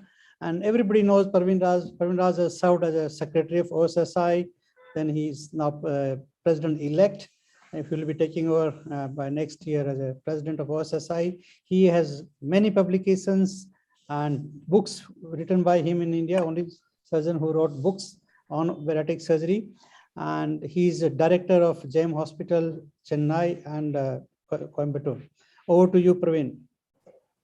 Good evening, friends. And good to see all of you. And thank you, Dr. Narvaria, for the wonderful introduction. And of course, I think time we all catch up again together, probably for the OSSICon that's coming up. And I think even before I start my topic, I'll invite you all for OSSICon at Bangalore. Hopefully there's no new South African variant or whatever that lands in our shows by then. So let me straight go to my topic. And I think Dr. Narvaria has already made a mention. It's a controversial topic. So I think more than going straight to the point of doing the hernia with the bariatric surgery, I would try to give an overview of management of hernias in obese before I actually get to the topic of combining both together. And the conflicts are my own publications, because I might be biased because I have my own publications in that sense. So when we talk about hernia repair in an obese, I think it's very clear, data is out that the chances of recurrence gets higher and higher with the increasing BMI. So that's very clear, which means obesity by itself is a risk factor for the development of a primary and also recurrent ventral hernia. And the expert consensus is also clear that among the different risk factors, obesity as a grade A has been given to obesity as one of the risk factors, along with smoking and high HbA1c levels. Of course, there was grade B. So which diabetes coexist with obesity. So basically, metabolic syndrome is a risk factor for development of a recurrent hernia. Of course, there are multiple factors. Let's not get into that for now. So when we see a patient who's obese, who's having a hernia, so what are the various things that we can do? What are the 4 choices that we have in front of us? 1, doing the hernia first, and then maybe doing the bariatric later. Maybe doing the bariatric first, doing the hernia later, combining both with the biological mesh or combining both with the composite mesh. So let us begin with the bariatric first approach. Let's say we do only the bariatric surgery because we are bariatric surgeons. We prefer to do the bariatric surgery first because we generally tend to see patients who come to us for obesity surgery. And that's when we might see a hernia. So this is one of the approaches that we can have. But however, especially if you're doing a mini gastric bypass or do Rowan-Bay gastric bypass, I think surgeons now we're talking about not doing sleeve at all. Bypass are increasing so much. You would be doing an adhesiolysis. You might be opening up the defect.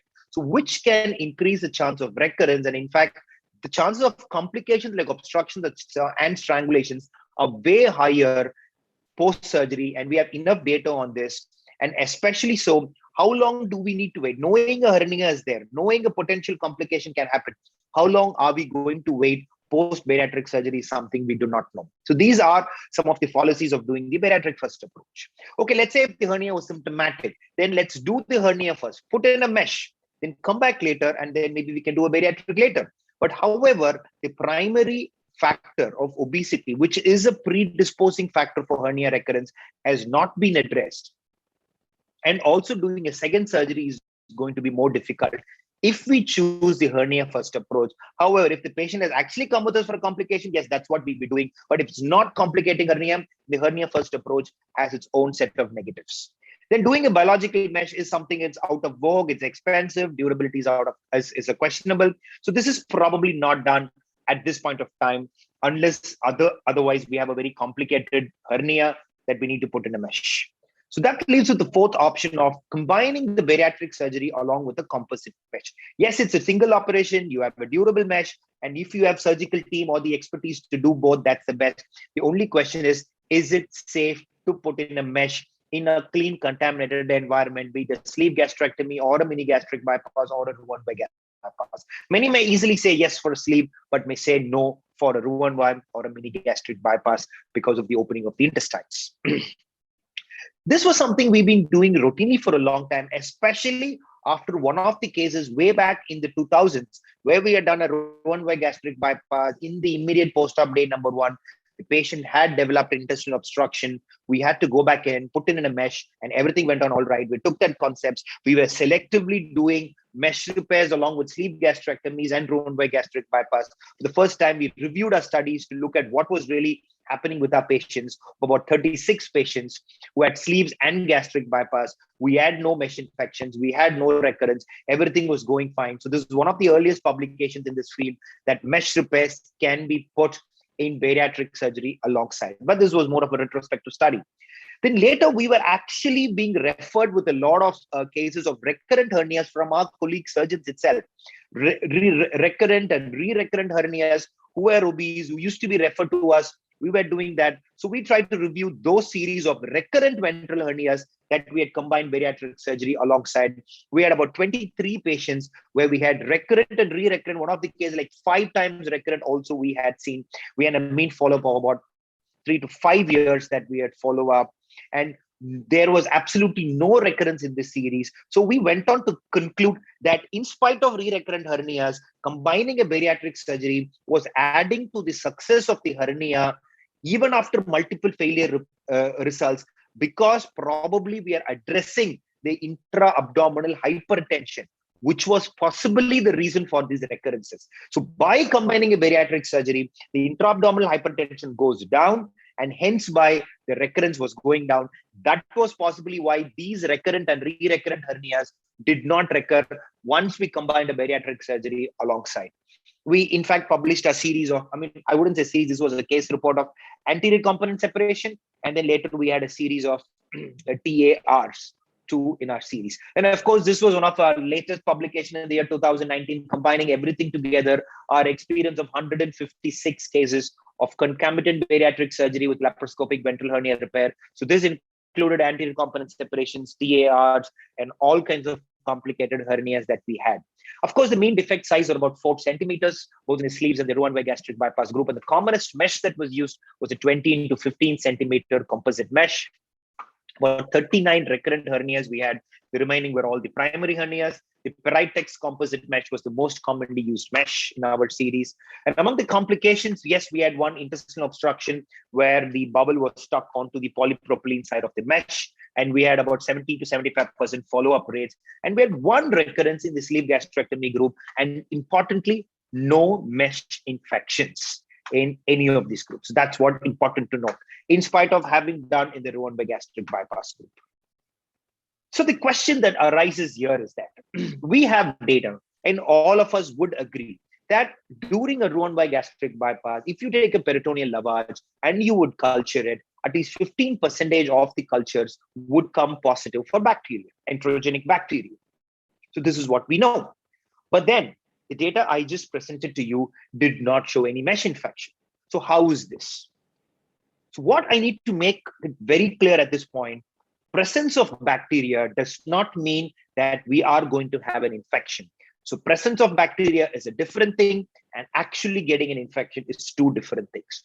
Why?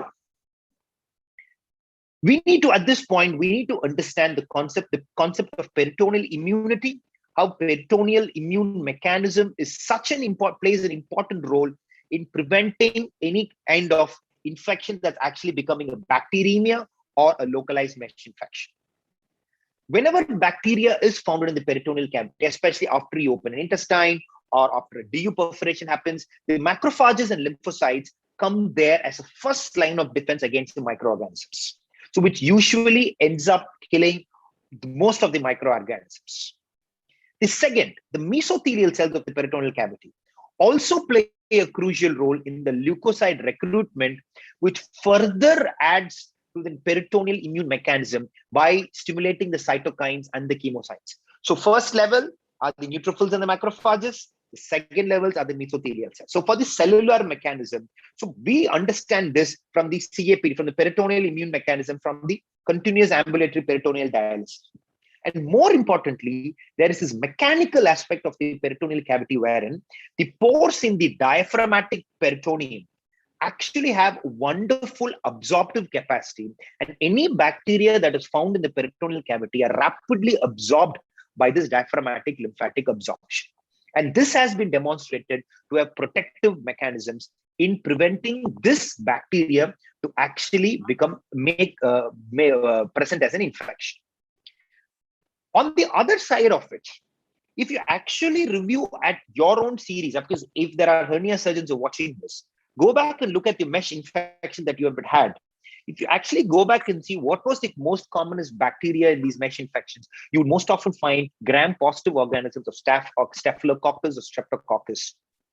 And in India, you also see a lot of atypical mycobacteria, and very, very rarely enterogenic bacteria as the reason for your mesh infections, which obviously points out towards not enterogenic bacteria as a reason for mesh infection, but stresses the importance of sterilization from the skin level and sterilization of the instrumentations as important things that we need to be doing to prevent mesh infections.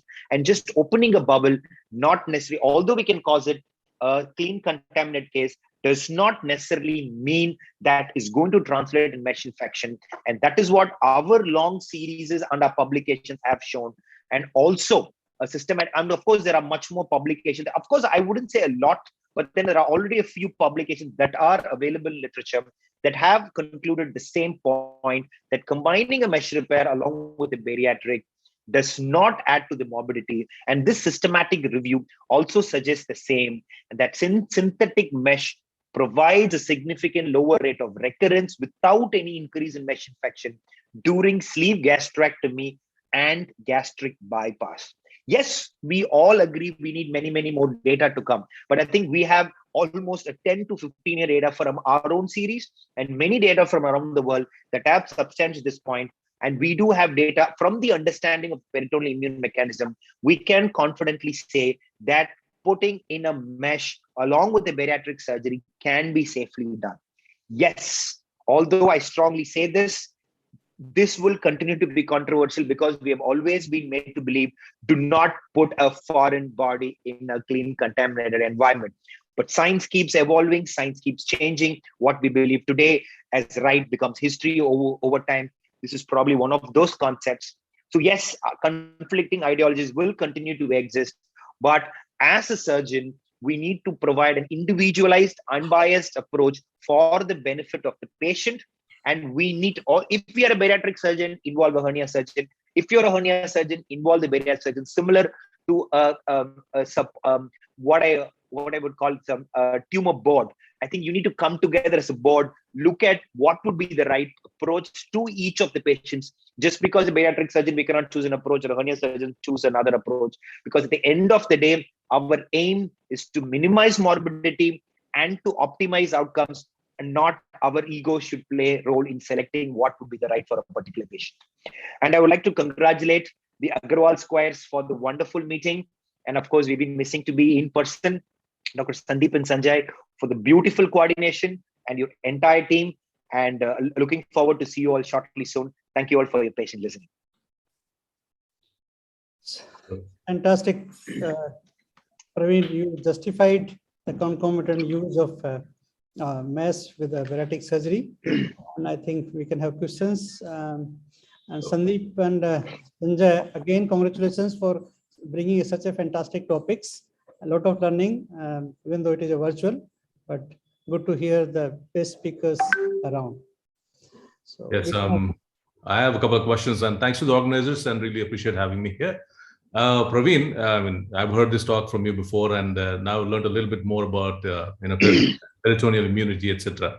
So I have a question for you. I mean, where would you draw a line based on the size of the hernia? You would say, like, okay, let me just close it with a suture. Let me do my bariatric, and let me come back another day. That's one. And were most of your procedures like IPOMs, or like many of them are like component separations? So how did you approach these cases? Okay, so the ones I would do just an anatomical repair and come out are those which would normally end up doing the same. Let's say, for example, umbilical hernias to the maximum size of 1.5 centimeters, I would just do an anatomical repair and come out without putting in a mesh. But any other kind of incisional hernias as such, whatever size, we would prefer a mesh. And large sizes umbilical hernias, we would prefer a mesh. And with regard to the approach, the most commonest approach is still an IPOM. We do the TA. Of course, we used to do for very large hernias where the closure used to be tension, addition of tension. I used to do the anterior components, but I think anterior components for some reason is out of vogue. We still selectively do. So nowadays, I think when the large hernias or multiple defects, there's going to be a lot of tension, we do the TAR approaches. Although I personally don't do the TAR, but my team would do the TAR aspect of it. I would do the bariatric aspect. Sure. Just one little curveball to you. What do you think would be the legal implication when you do a concomitant bariatric and a hernia repair with a mesh, and then you end up with a mesh infection? God forbid. So what do you think today, in today's literature, today's situation? And it will not exist for him. He's Palni Velu. So see, I think at least that is exactly why we need to have, there is no, we do not have any Bible that say this should be done or shouldn't be done. At the end of the day, we are in a world of evidence-based medicine. And when in a court of law, I think what usually goes against a surgeon, you could have still just done a bariatric surgery without doing a mesh repair. You could still be filed a case that why didn't you do the hernia? See, the hernia is now got complicated. So I think at the end of the day, a proper informed consent and a discussion with the patient is important, and we document it well. And we do have data now. I have our own data on this sense that we have published a series. We have reviewed back. One of the largest publications have been done. So I think just a mesh infection cannot go against us in a court of law when I think the basic discussion process and documentation or evidences are already there in place. Because in a court of law, anything can go wrong. Even if there was a hernia, you just do the bariatric, you let it cause an obstruction and something goes wrong with the patient can still file, yeah, the doctor didn't counsel me about doing a hernia together. The doctor said I would have actually chosen to do the hernia. Even it could go the other way too. Yes, yes. I think one is the content of the hernia. If the omentum is plugged in the hernia, usually we don't touch it. We don't unplug it, and we just leave as it is and perform the bariatric surgery. If the bowel is the content, we have to reduce it and do some procedure on it. Whether the diameter of the hernia is less than 4 centimeters, we can do anatomical repair. If it's more than 4 centimeters, we can use a synthetic mesh. And I think this, and at certain places, we can do even opening that hernial sac from above, and you can do suturing from there outside the peritoneal cavity without opening the peritoneal cavity with an anatomical repair. So these are a few other options which are left. Other than what you had shown using a concomitant. We have used synthetic mesh, and I got infection even in that. So I stopped using synthetic mesh as well. Okay, I think the topic will remain controversial for some time to come.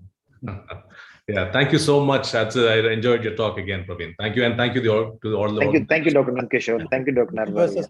Thank you, Dr. Sandeep. And Sanjay, thank you. Bye-bye. Thank you, everyone. Chetan, should I introduce the next set of chairpersons? Unfortunately, Dr. Dhore Patel will not be here with us today. So it's a pleasure to invite Dr. Arun Prasad, who is a consultant bariatric surgeon from New Delhi, India. He's the past president of OSSI. And Dr. Sumit Shah, again, very academic bariatric surgeon, very well-read. And it's a pleasure to have both of them as speakers for the next session. Over to you, Arun and Sumit. Thank you, Sandeep. And congratulations to all the organizers for this wonderful program that's been going on and has kept most OSSI members glued to their phones and laptops and iPads. So to introduce the first speaker is Dr. Randeep Vadhavan, who is the current secretary of Obesity Surgery Society of India. He's also the chief of Bariatric Surgery at Manipal Hospitals, New Delhi. Randeep has spearheaded our program of training, and when I was the president, he was part of my team, and he led the introduction of the fellowship program of OSSI. And over to Randeep to talk about the training opportunities for bariatric surgery in India. Thank you, Arun, for the introduction. And once again, thank you, Dr. Sanjay, for organizing this wonderful conference. congratulations for you. We've had more than 450 delegates on both the days. That's a fantastic thing. Again, thanks to Sandeep Agrawal for designing this program and giving me this topic of training of bariatric surgeons, bariatric surgery in India, the opportunities which are there. And so the reason why I've got this topic is what Dr. Arun just mentioned, that probably involved with the training and COE and so on. And therefore this topic to me, it's an interesting topic, and we'll go through the history of how it came around. And yes, it was under the leadership of Dr. Arun Prasad when he was the president of OSSI. So thank you once again for the topic. I hope my slides are visible. Yeah, they are fully visible. Please carry on. Thank you. So I'll go through this in this format. What Obesity Surgery Society of India has done for training opportunities in India. Then I would be also speaking on the AIMS fellowship, which is there. Then the fellowship of National Board of Examination, which is launching a training in bariatric surgery. Then as an annual conference, what we do regarding these conference courses. IAGS, the Indian Association of Gastrointestinal Endosurgeons, has done some fellowship training, and I've been associated with that as well. So we'll be discussing this. And then all centers, all high-end centers, high-volume centers are doing their own teaching, training, and fellowships. And I'll be just giving a brief on that as well. Way back in 2018 is when we started with the Center of Excellence in Bariatric and Metabolic Surgery.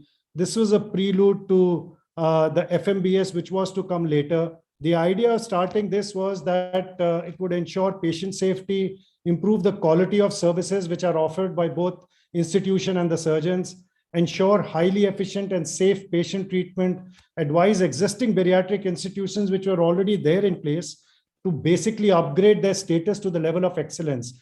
The idea was to actually provide a safe patient treatment, safe patient outcomes. So it was all about the outcomes that we were concentrating when we actually launched this COE program. A registry which is still running in troubled waters, but it's going to be completely sorted out in about a month's time, which was again going to be started with all the COEs, and which is going to be an invaluable resource for a research. Then we published this a year later, which was Trends and Progress of Bariatric and Metabolic Surgery. And these were the accreditation criteria. Of course, all the applicants needed to have certain level of experience doing a certain number of procedures.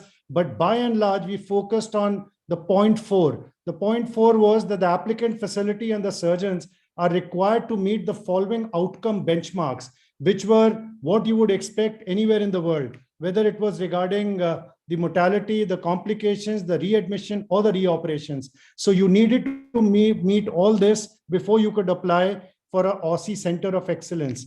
So this was all done in 2018, and by the beginning of 2019, we had about 17 centers which were already accredited with a center as a center of excellence.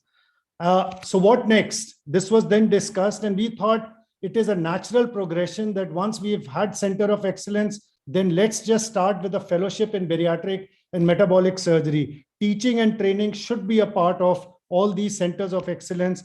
And that is when it was started in 2019. Then, like I said, under the leadership of Dr. Arun Prasad, this was then labeled as, or the nomenclature given was Fellowship in Metabolic and Bariatric Surgery, FMBS.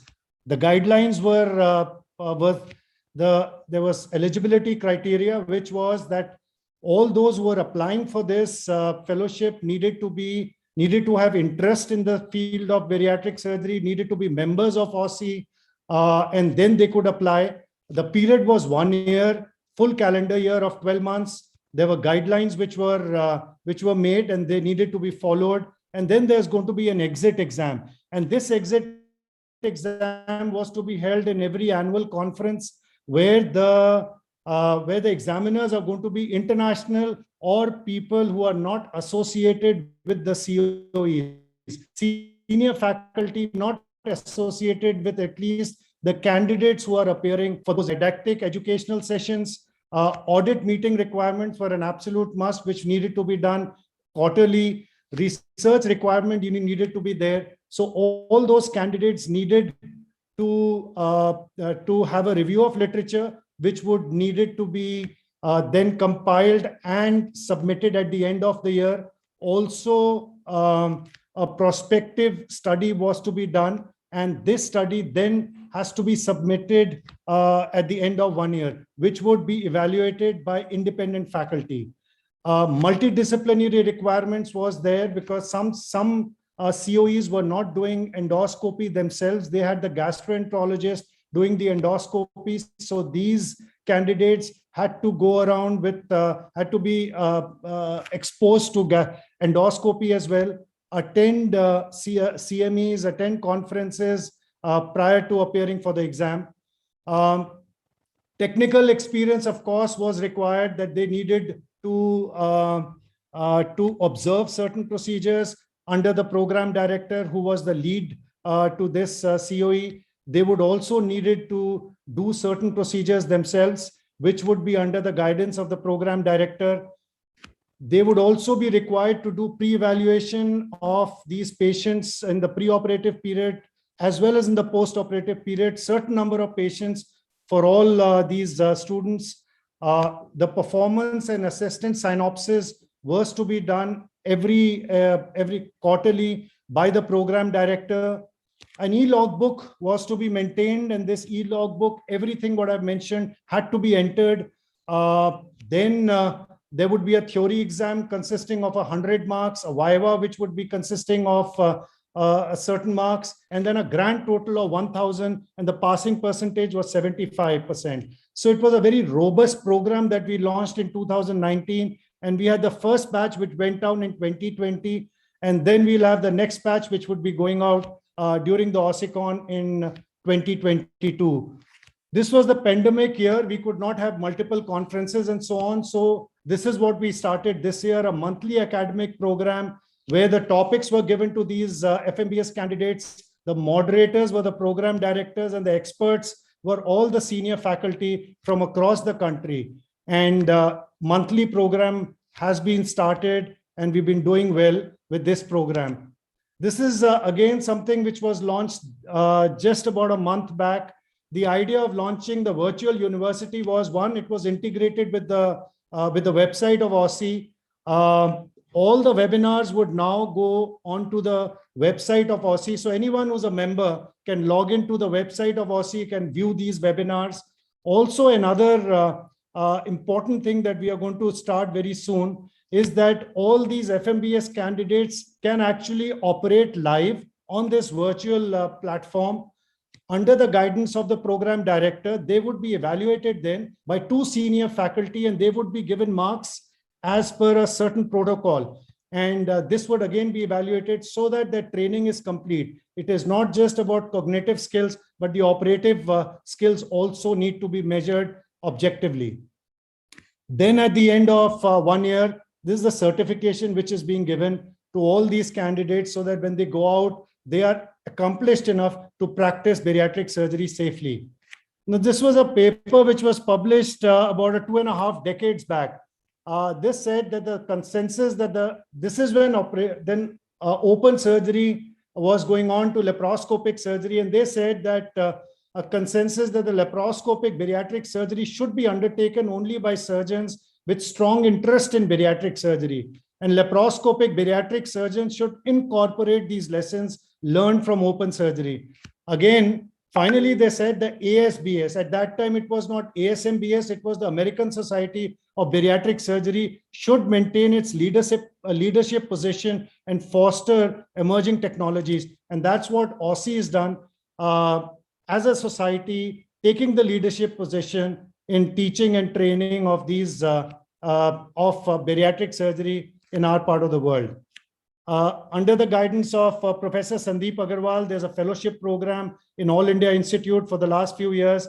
Curriculum is almost similar. It's a 1-year fellowship, and there are several candidates who've actually completed this fellowship, are in practice after that. FNB in bariatric surgery, it is being started by the National Board of Examination. It is the EPICS board, which conducts both the undergrad and the postgraduate exams. And this is going to be a 2-year fellowship. The advisory board is already in place. They have approved it. And there is all possibility this FNB would probably be starting from next year. So this is going to be the next step in training of bariatric surgery in India. This was an excellent paper which was published. It was a national survey of German bariatric surgeons who underwent training. And they said that learning by course, learning by doing the procedures or observership was of high relevance, but watching operating videos by YouTubes or just going and watching procedures or doing 1 or 2 days fellowship was of low relevance. So, but when you look at some of the systematic review, which was published probably 8-9 years back, and this was that the IFSO and the ASMBS guidelines recommend a formal bariatric training consisting of a 2-day courses. So quite different to what the German paper mentioned, and that mini fellowship programs and mentoring process with the first case being done under supervision, followed by doing the other procedures. And they found that a specific bariatric training program with mentor-initiated approach can enable well-selected practicing surgeon. So this was extremely important, that they selected people who were interested in bariatric surgery and who had training in at least doing high-end GI surgical work. And they successfully implemented laparoscopic gastric bypass with almost similar outcomes as a senior surgeon or an experienced surgeon. Only thing was the time taken was more. And appropriated training in laparoscopic bariatric surgery contributes to significant reduction in post-op complication and mortality during the learning curve of laparoscopic gastric bypass. And these were 2-day courses, but these were for experienced surgeons and mentoring and then them taking it forwards. Now, on the same principles, Indian Association of Gastrointestinal Endosurgeons launched this program of FALS Bariatric, which is Fellowship of Advanced Laparoscopic Surgery in Bariatric Surgery. I've been associated with this for a few years now. And the eligibility criteria was that you needed to be experienced. You needed to have at least more than 6 years of experience with a few years dedicated only to bariatric surgery. Curriculum included almost 40 modules over a period of 3 days. There's going to be an examination for ones who are 6 years post-MS. The ones who are 10 years can go directly for a viva, and then there would be a certification. And so this is again something which is, though it's a 3-day program, it has been instrumental in guiding or training bariatric surgery in India. The next FALS course is not far away. So anyone who intends attending this course is from 3rd to 5th of December in Kolkata. Again, another excellent paper published last year, which was a stepwise training program for residents. They found that a slight increase in the duration of surgery in beginning of the learning curve without affecting the patient outcomes. So if all the surgical experience is given in a stepwise form, whether it is for a Roux-en-Y gastric bypass or it is for a sleeve, like dissection of the omentum or posterior mobilization, or then a ventral mobilization and then followed by stapling, they found if the person goes through that learning curve, they found the time taken could be more, but the outcomes were similar to people or faculty who are experienced enough. So the same training courses can be done in patients, or it can be done as a cadaveric, and they found cadaveric to be extremely useful, both for the students as well as the professors. And what we did in our annual conferences, we started with these courses, going through the process of all these procedures, whether it was a sleeve, it was an OEGB, nutrition, Roux-en-Y gastric bypass, going through the steps of the procedure, knowing the nuances of these procedures, and also starting a cadaveric course, so that though the numbers of people attending the course could be minimal because of the availability of the cadavers, but this was again started in a stepwise form, again starting from the port placement to continuing to the stapling. So these have again led to the fact that excellent training has been given during the annual conferences. Finally, friends, we have centers of excellence. Everyone conducts their own courses. Everyone conducts their own teaching courses, online courses, and there's that IMAS, which is a minimal access and metabolic center in Mumbai, where they do these courses on a regular basis, and bariatric surgery is one of the courses that they do regularly, and that's again a 3-day course, which is on a dry lab and a lot of didactic lectures. So finally, in conclusions, OSSI as a society has continued to focus on creating awareness about obesity, its ill effects, educating surgeons and integrated healthcare members through regular annual conferences, data collection through the registry, training through the FMBS program, and setting high standards of care through its COE accreditation program. We've seen in the systemic analysis that an appropriated training in laparoscopic bariatric surgery contributes to a significant reduction in post-op complications and mortality during the learning curve of laparoscopic gastric bypass, and the residents can achieve the same results as an experienced surgeon if mentored properly. So the specific training is fundamental to maintain the benefits without increasing the complications. And like I mentioned, a systematic review comparing the learning curve between the surgeons that had undergone a specific training in bariatric surgery and the ones who had not provided an expected reduction, who had not undergone that training, found that there was a definite reduction in the morbidity and mortality in the group with the previous training. So it's extremely important, and it's something where India has taken a lead, and OSSI as a society has taken a lead in giving that or imparting that training in bariatric surgery in India. If you want to attend the next OSSICon, this is your destination, Bangalore, from 24 to 26 February 2022. I invite everyone to be attending this conference. Thank you very much.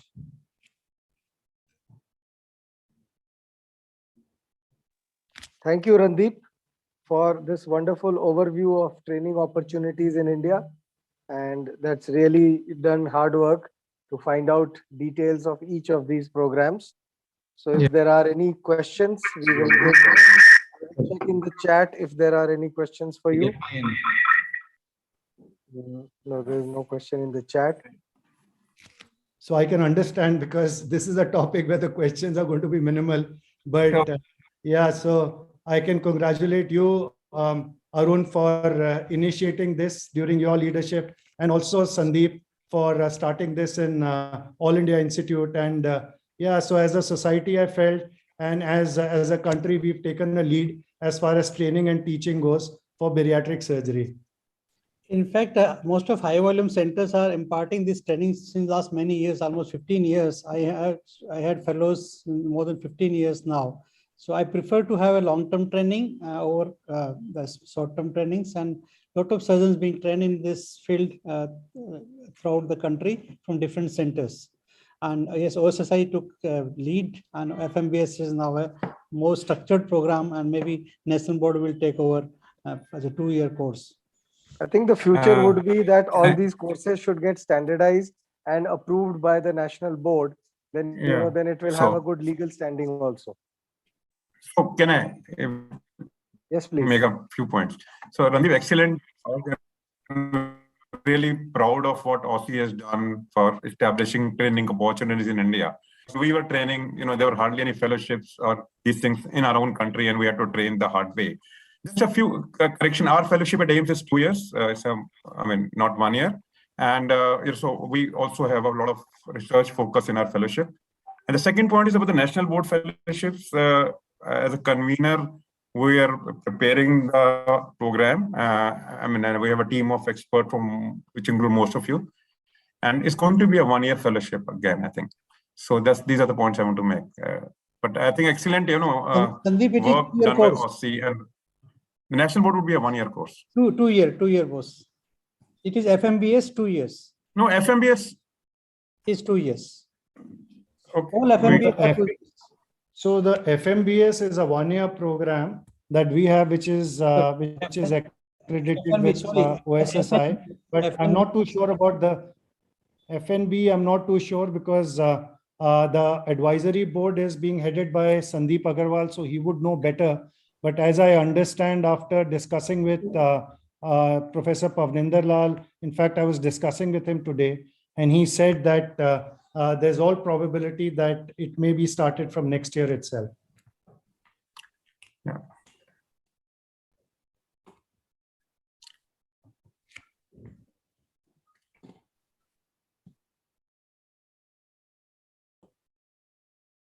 Okay, that's wonderful. I think Dr. Sumit Shah is trying to unmute himself. If somebody from the host could unmute him. Dr. Sumit, can you hear us? Can we hear you?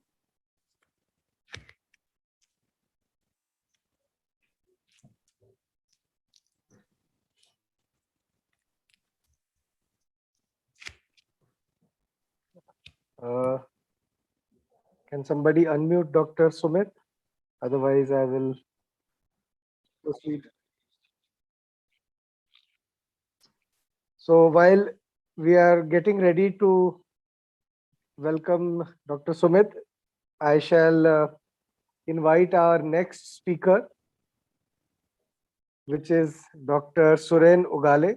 Dr. Ugale is not only a pioneer in bariatric surgery, but also a world pioneer in metabolic surgery for the treatment of diabetes.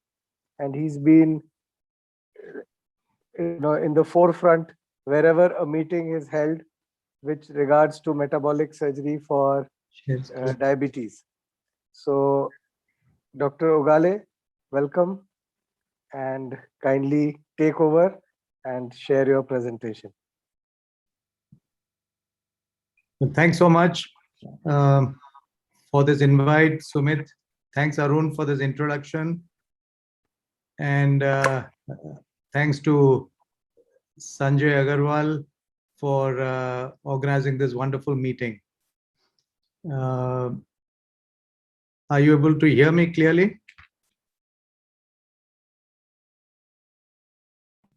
Yes, Suren. We are able to. Okay, great. So let me start with the topic that you have given me. This is the current state, the current status of ileal transposition. Can you see it? And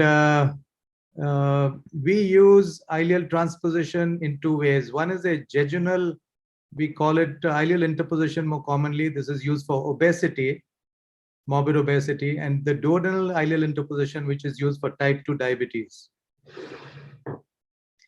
I bring you greetings from our center in Hyderabad. And if I have to summarize this in one word, current status of ileal transposition, underutilized. So ileal transposition or interposition or SGIT, let's understand what is this ileal interposition and then look at the current status. Because I find that there is a certain inertia or a certain block in the minds of many bariatric surgeons. So understanding this procedure, which is a sleeve plus procedure, if you want to simplify it, it has a sleeve gastrectomy, which is tailored and BMI adjusted. Then we have to create an ileal segment, which is usually 170 centimeters. It could be shorter, up to 100 centimeters if the total small bowel length is short. Then there is an interposition of this ileal segment that was created, either between the transected duodenum or the jejunum. The first is the duodenal ileal interposition. If it is between the two transected ends of jejunum, it's a jejunal interposition. And then, as if this was not enough, to make this procedure more effective, we have added a selective sympathectomy, which is dealing with division of the pancreatic and the hepatic fibers This is the tailored BMI adjusted sleeve. As you can see, this procedure is done in normal weight individuals also, because it would be done for diabetes in the duodenal ileal interposition. Then you take the segment of the ileum and interpose it. It shows here in the jejunal area, or after transection of duodenum, it could be placed from the duodenum to the jejunum. And then, as I said, we have the selective sympathectomy. Here you have the right cruise. This is the IVC, and these are the fibers here that supply the pancreas. Then here you have the hepatic artery, and these are the sympathetic fibers which are on the surface of the hepatic artery.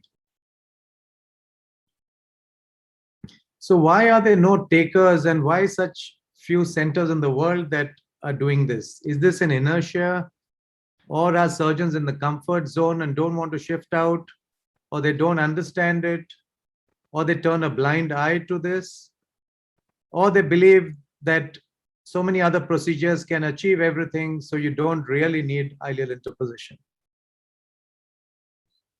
So when you look at BMI less than 35, or in the Western world, these are criteria outside the NIH guidelines.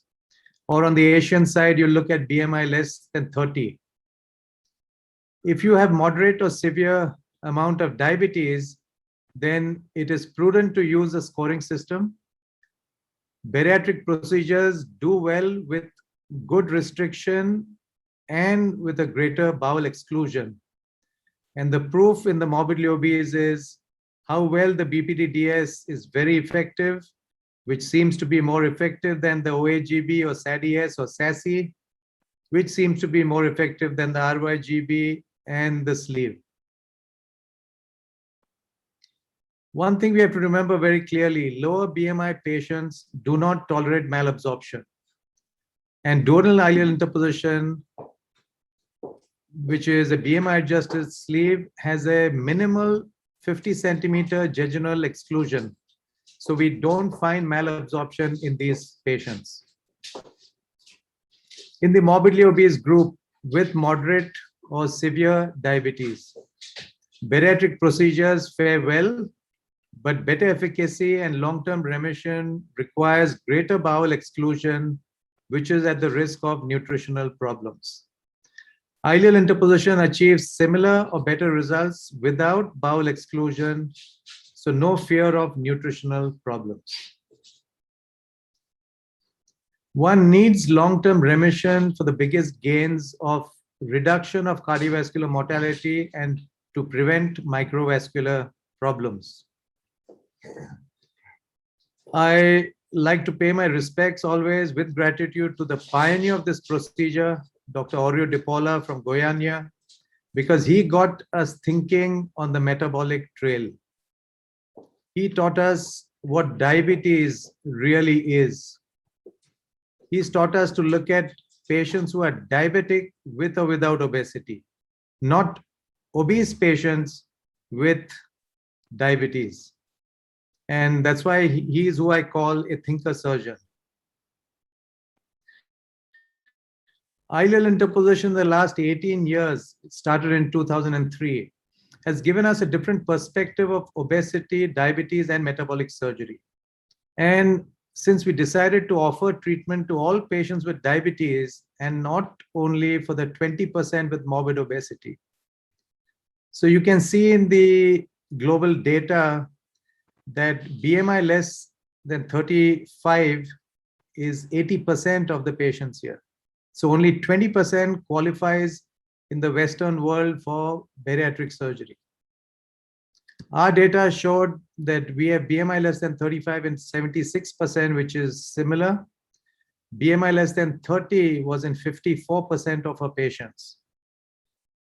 So there is such a large group that is outside the NIH guidelines. And to endorse this point, the study was done in collaboration with the University of Pisa and the famous Professor Ferranini. And it was shown by Aurelio Di Paola that glycemic control and remission of diabetes was equally achieved in all weight ranges. So you had the morbidly obese, the overweight, and the normal weight individuals. And you can see a very good efficacy in all weight ranges. Now, if you look at the global scenario of treatment of obesity and diabetes, you can see from the proportion of eligible patients worldwide, there's a mean of only 0.82% who actually undergo bariatric metabolic surgery. So if it's so small, 99% are not undergoing it.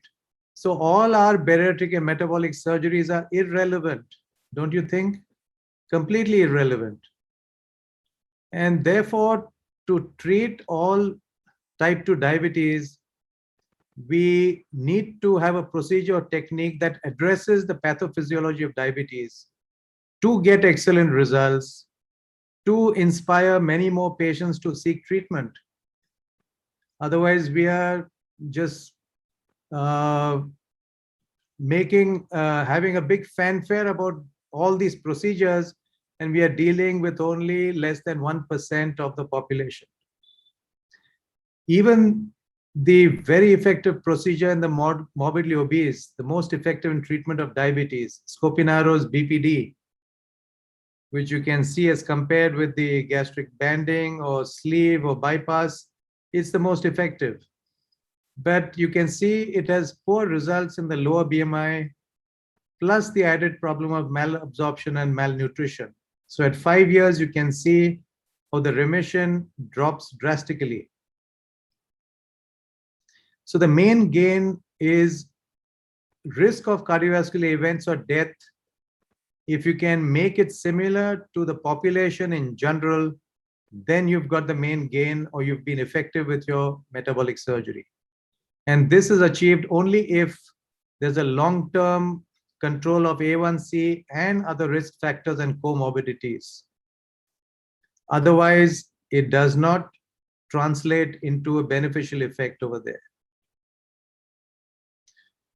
Aurelio Di Paola in the beginning did a randomized clinical trial comparing the two versions of ileal interposition, the jejunal ileal and the duodenal ileal.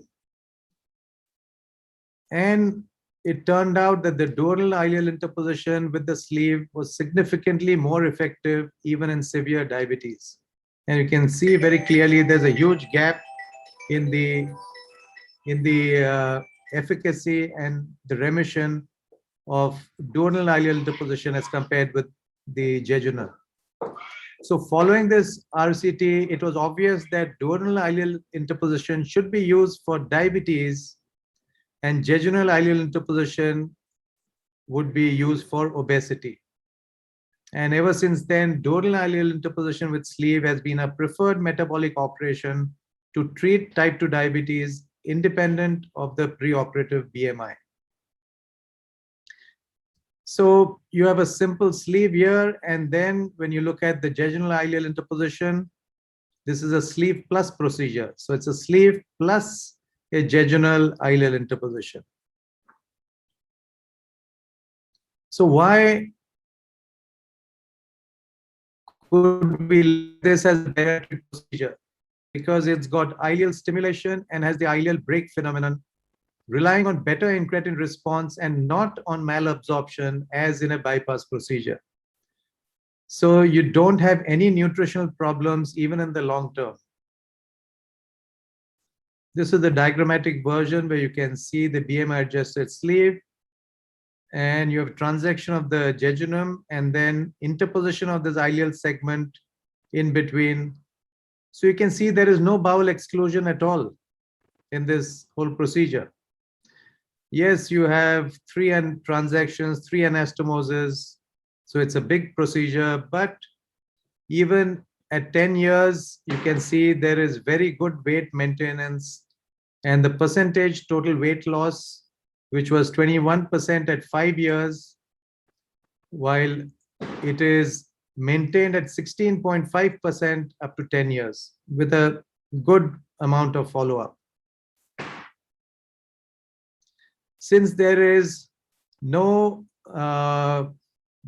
bypass of the GI tract, so there is no malabsorption expected, and this is shown by the good nutritional stability up to 10 years. Supplements in patients were used routinely only for the first year, and later only if any deficiency was found during follow-ups. And this was up to 10 years, looking at hemoglobin, protein, albumin, calcium, vitamin D3, B12, and iron. So nutritional stability was very important to us. 43% of the patients had HbA1c less than 6.5 at 10 years. Excellent long-term glycemia of less than 7% in all patients. And 50% of those needing insulin initially did not require insulin even at 10 years. Maintaining good control of lipids at 8 years. And then we shift our attention to the duodenal ileal interposition, which is used a lot more commonly because we have a lot more patients with diabetes and moderate or severe diabetes. So here we do a tailored sleeve, then a transposition of the ileal segment to the post pyloric segment of the duodenum, because that is transected over here. The duodenum and only proximal 50 centimeters of jejunum are excluded and bypassed. And this was Ore Dipola's initial his publication, which showed the diagram and his reports of the initial number of patients, 39 of his patients. So why duodenal ileal interposition for moderate or severe diabetes? Now, bariatric surgery is available for morbidly obese diabetics, but there is nothing for lower BMI diabetics. Non-obese with moderate or severe diabetes, are we going to leave them in the hands of endocrinologists with insulin and don't offer them any help? We can rely on better incretin response rather than malabsorption due to bowel exclusion. And this procedure is addressing most of the pathophysiological aspects of diabetes, as has been outlined, the 8 ominous octet by DeFronzo. From this study, this publication, it is very clear that if glucose control is at least 5 years or more, then we have some benefit and impact on cardiovascular outcomes and mortality. And that is where our attention should be. In the selection criteria, we have diabetics who may have BMI of 20 or more. The post-meal C-peptide, stimulated C-peptide we look at is more than 1 or more than 1.5 is good. And type 2 diabetes of at least 1 year duration, especially when they are worsening rapidly. And of course, you exclude type 1 diabetes or undetectable fasting C-peptide. So this is what we consider a true metabolic procedure, which should be available for any uncontrolled or poorly controlled diabetic of any weight or any BMI. One could focus on a patient selection and subgroup, that is diabetes with obesity or dyslipidemia, heart disease, or microvascular problems, or diabetes with hypoglycemia and glucose fluctuations. And to assess the severity of diabetes, we proposed a diabetes scoring system in 2013. We were the earliest to propose this, and then now at present there are 4 others, so totally 5 scoring systems. And we appeal to surgeons to use any scoring system to understand what the severity of diabetes is and then make a personalized plan of surgery. Choose an individualized plan. This should be precision medicine and not just something that we like to do or what's in our comfort zone. So we had 7 factors in our scoring system. that gave a score of 1 or 2. And most of these are done in the clinic. Only one is a stimulated C-peptide test, which requires a lab test. Then we modified it further, improved on the score in 2018 when we added HbA1c, as we had seen that the poorly controlled long-term high HbA1cs gave poorer prognosis. And in the long-term results published by DiPaola, he's got follow-up of 8 to 13 years. You can see HbA1c of less than 6.5 in a mean, in an average of 60% of the patients. And these are all the low BMI patients, mind you, BMIs of 21 to 34 usually. Our publication data of 10 years, one can see maintenance of HbA1c, mean HbA1c up to 10 years of 6.5, and a very good control of glycemia.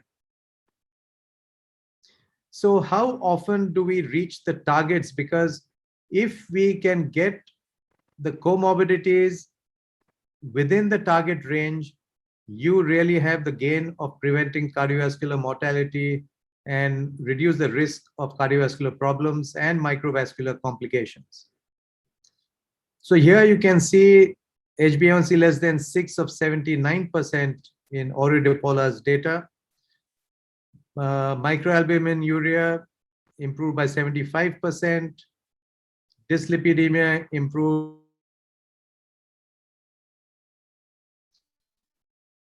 And when you go long-term, 8 to 13 years data, you see HbA1c less than 6.5 and 60%. It has dropped down further. And when we added the selective intra-abdominal denervation or the selective sympathectomy, now we could pull up HbA1c less than 6% to 87% of our patients. And you can see a huge jump in the improvement in all the other factors. So when you look at the assessment of the glucose, the insulin, and the glucagon, there's something missing in this, but in the pre-op, in the post-op as compared to pre-op, one finds that the glucose improves, the insulin improves, but usually after the surgeries, the glucagon is not controlled. And it is only after sympathectomy is done that we find there is a control of glucagon. This is a meta-analysis to show the group of patients which are outside the NIH criteria. And it was seen from all this cumulative data that ileal interposition seemed to be the most effective operation for diabetes in this group. Complications are similar to other procedures, the most frequent being food intolerance. In the short term, DiPaola has published his series of 454 of his patients, the 30-day mortality rate of 0.4 and major morbidity of 4.8%. My work, which involved work in India and Turkey, we had a total complication rate of 7.75% and mortality from the procedure of 0.2%, showing this was safe and technically feasible as a procedure. And this procedure could be approached in different ways, completely laparoscopic for those who are comfortable with it. If in the initial phase, a surgeon would like to do a hybrid, you do the sleeve by laparoscopy and do the ileal interposition by a midline open incision, especially when the BMI is less than 30. This is feasible. Completely open in very slim diabetics, or if one has the facility of robotic, that makes suturing and everything else easier. So in diabetics who are slim, they remember they cannot tolerate malabsorption, cannot tolerate bypass surgery. And therefore, the best way forward is an ileal interposition with the BMI adjusted sleeve with a selective sympathectomy. This is a publication from Milan, Professor Foskey, showing no malabsorption in all his patients with dural ileal interposition. So the advantages are good hope for the slim diabetics, nutritional stability without malabsorption. It can be a great rescue operation for a BPDS with severe malabsorption. And there's a huge financial amount of benefit, more than 90% reduction in expenses of diabetes treatment, as in a publication that we had published in Turkey. With that, I thank you very much, and I'd be happy to take on any questions. Thank you, Suren. As usual, fantastic lecture, great overview. And I'll request my co-chairman, Dr. Sumit Shah, to ask and take over for the remaining part of this program. Am I audible now to Arun? Am I audible now? Sumit, you are fully audible, but Yes. we can't see the picture. Yeah. So anyway, thank you. I thought that I will get the honor of introducing Dr. Agrawal as a young at heart, but a senior laparoscopic and bariatric surgeon. And although his postal address is Hyderabad, his footprints can be found all over the world. So nevertheless, Dr. Agrawal, even though at the end, I will not lose this opportunity to introduce you. So fantastic talk. And I think one of the things which I also asked Dr. Orio Di Pola, I've always believed in the literature and the passion with which Dr. Di Pola and you present the ileal interposition. And I'm sure it gets excellent results. But this question I've asked many times, and I will not hesitate to repeat it here, that for a problem as common and as prevalent as diabetes, you cannot have a solution which is as complex and as difficult as an ileal interposition. So would you like to say anything about that, Dr. Agrawal? Well, when the diabetes is severe, which may be in a smaller group of the patients, when you see the overall group of diabetics, you can reserve it for these patients who really have complications, maybe early nephropathy, microvascular issues, and whose BMI is lower. You can reserve it for these people. Now, if your BMI is lower, as I emphasized, they cannot withstand malabsorption. So what can we offer them that is really effective? And if you don't offer them something effective, a popularization of metabolic surgery, as I outlined earlier, we are operating only 1% of the patients who are eligible. So in selected situations and in the low BMI group, I think we as surgeons need to train even for this. I mean, there's a segment of surgeons who train for liver transplant, who train for all sorts of heart transplant. Why can't at least the high volume centers have a team trained in ileal interposition to offer it to that subgroup of patients? Rest of them, you can do any of the regular bariatric procedures. Fair point. I would say that's a fair point. It should be in the armamentarium of the high volume bariatric centers. And I completely take your point. Anybody has any other question from our faculty who are still participating with us in the Zoom meeting to Dr. Agrawal? I would welcome that question. Or otherwise, we can move on to our next speaker for this session. Anybody has any other pending question for Dr. Agrawal? So I'd like to say my thanks if nobody is raising any questions. And incidentally, I mean, I was glad to accept Sandeep Agrawal's request to take part in this. It's my birthday today, incidentally, and I go back to my birthday celebration. And I thank you very much for everything. So you are growing younger by the day. Happy birthday, Surendra Agrawal. We should sing him a song. Thank you for coming on your birthday here. Thank you. Thank you. My pleasure. Thank you very much. Appreciate you joining. Enjoy, celebrate.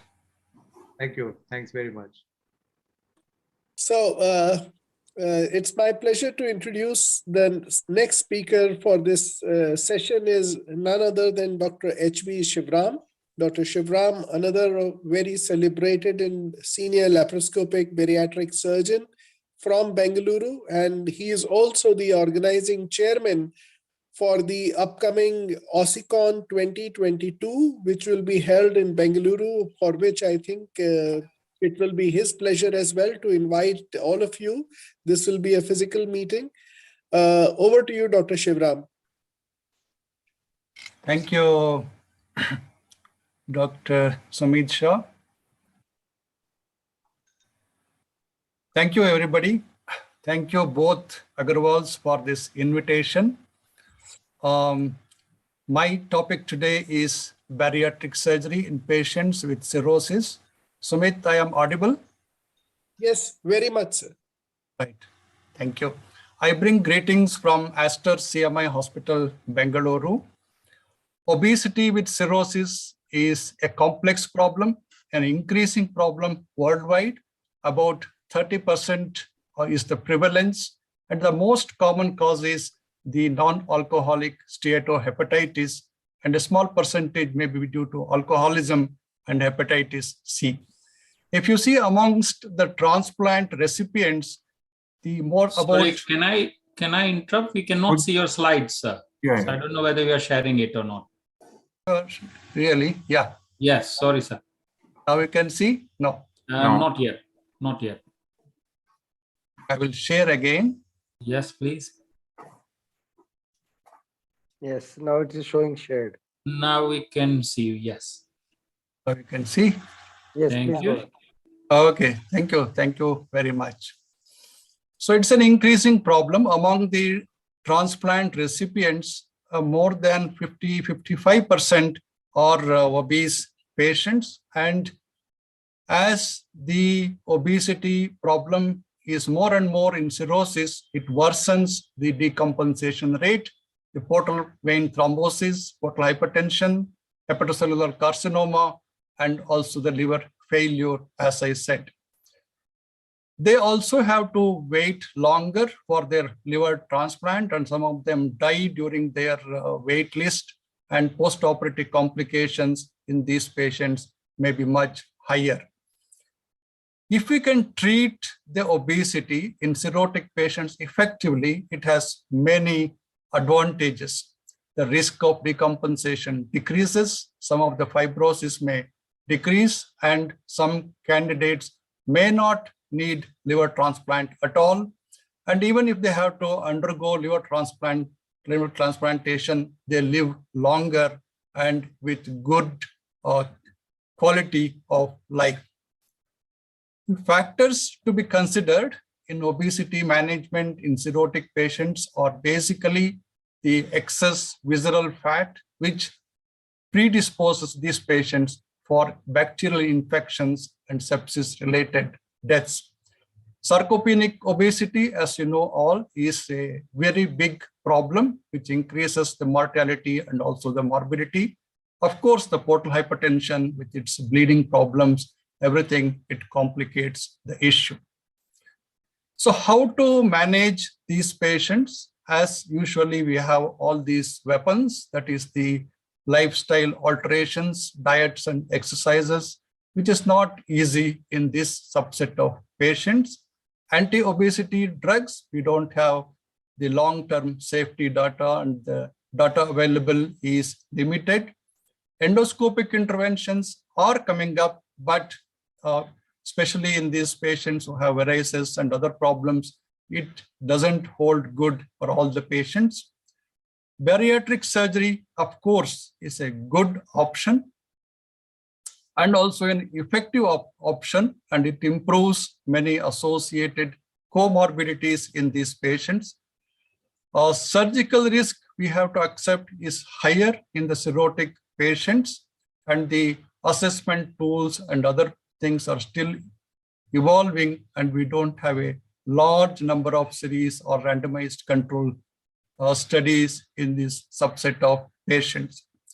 Assessing these patients before considering bariatric surgery, we have to assess liver with all the scoring systems, and the portal hypertension with the endoscopy and the hepatic vein pressure gradients, and the imaging systems, Of course, we have to properly discuss with the patients about the surgical risks and also the reported complications while operating and doing a bariatric surgery in these patients. Bariatric surgeon may come face to face with cirrhosis, I can say, in 3 typical situations. One is you are doing a bariatric surgery, and when you put a scope, it comes as a surprise even after all the evaluation if you have done pre-operatively. This may be sometimes is a problem what to do. In another setup is the non-cirrhotic patients. You are treating the obesity and they are not the candidates for liver transplant yet, but we want to treat their obesity. The third category is a non-cirrhotic patient who has to undergo liver transplant, but they require obesity management.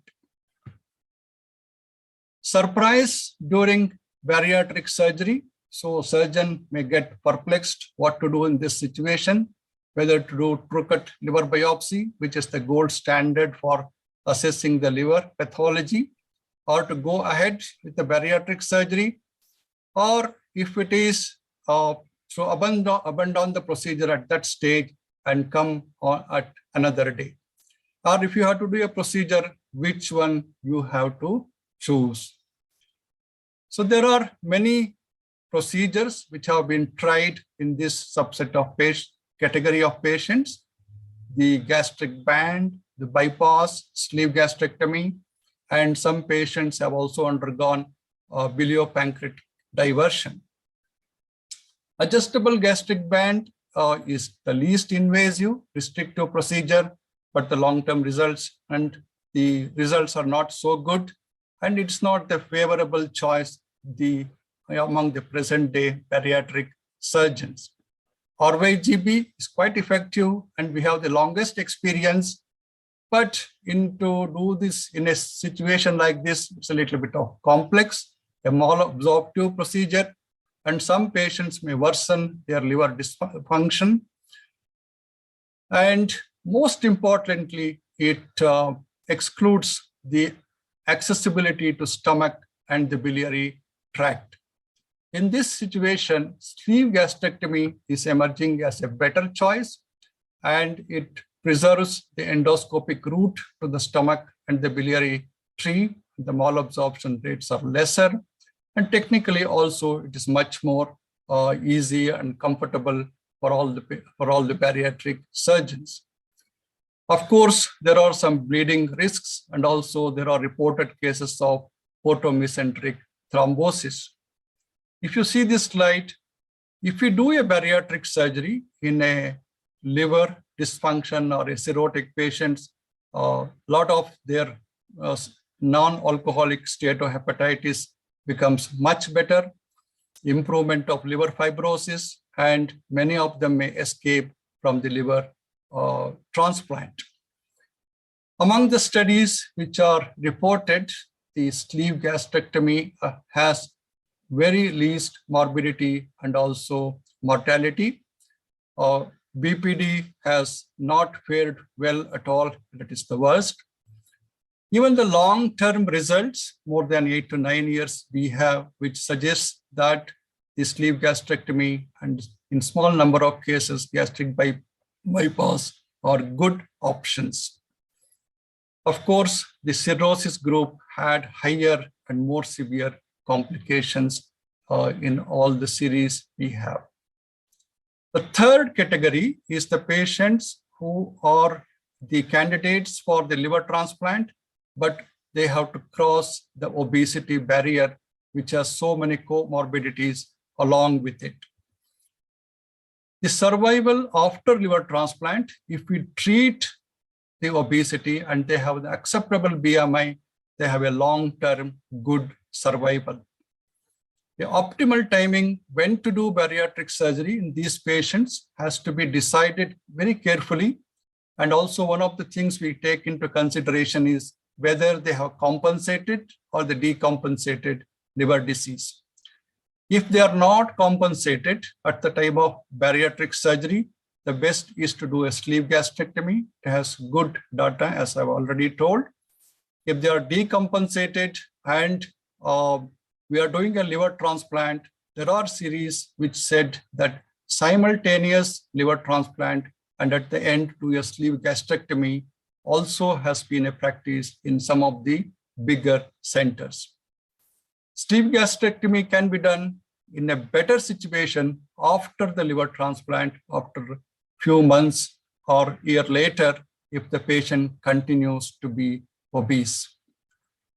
So all these things have some of the plus points and also some of the negatives.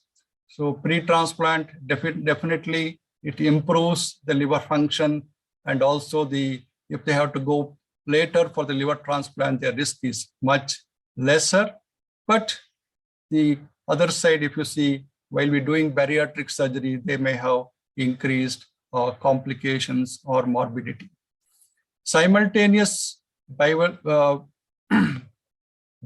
surgery along with liver transplant, it has the advantage of single surgery.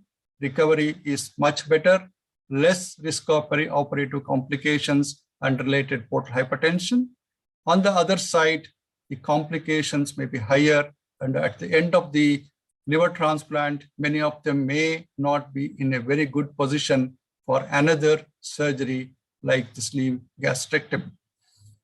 Post-transplant, for the bariatric surgeon, it is good that liver is in a much better state, but technically it may be quite challenging because of the previous liver transplant surgery.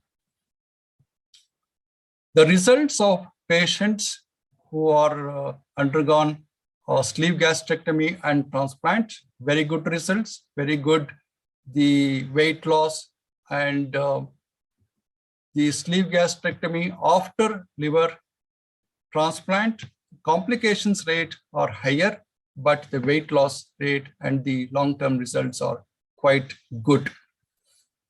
So if you follow this algorithm, which is published in the Clinical Gastroenterology and Hepatology in this year itself, we should have a realistic goal of weight loss in these morbid obese patients who are having cirrhosis. The first choice is to have a specialized nutrition and diet management and conservative management of the strategy. If that is not helpful in the compensated cirrhosis, we have to very carefully assess these patients for the portal hypertension and also sarcopenia, and whether they have any alcoholic dependence or other drug dependence. And if we can optimize all these patients, then they are the good candidates for the laparoscopic sleeve gastrectomy and have good continued weight loss, these patients. But if they are decompensated patients, and they are probably the candidates for the liver transplant, so we have to carefully consider whether to do the bariatric surgery, that is the sleeve gastrectomy, at the time of liver transplant, or have the liver transplant done and later post liver transplant sleeve gastrectomy. So friends, to summarize, obesity with liver cirrhosis is a double trouble. It's a big trouble. Conservative measures are the first choice. If that fails, bariatric surgery is definitely a good option. Of course, we have to accept some of the complications and morbidity. Amongst all the surgeons, all the surgeries, sleeve gastrectomy appears to be a favorable in all settings what we discussed. I definitely say that these surgeries are better done in centers where there are a center of excellence for both bariatric program and also the transplant program. As Sumit said, we invite you all to Bengaluru in February 2022, 24, 25, 26. We have our National Congress, OSSICON 2022. Please come and join us. Thank you very much. Thanks a lot. Thank you, Dr. Shivaram. We all look forward to the wonderful program that you have chalked up for the Bangalore meeting. And if there are any questions or comments, Dr. Sumit, would you like to take up?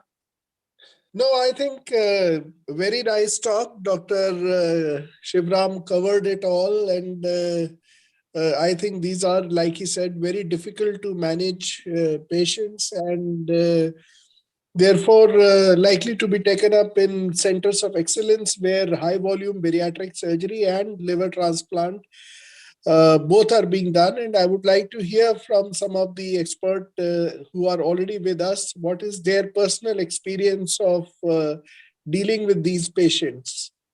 And if they are working at center where both liver transplant is also a high volume surgery, what is their personal experience of dealing with these patients?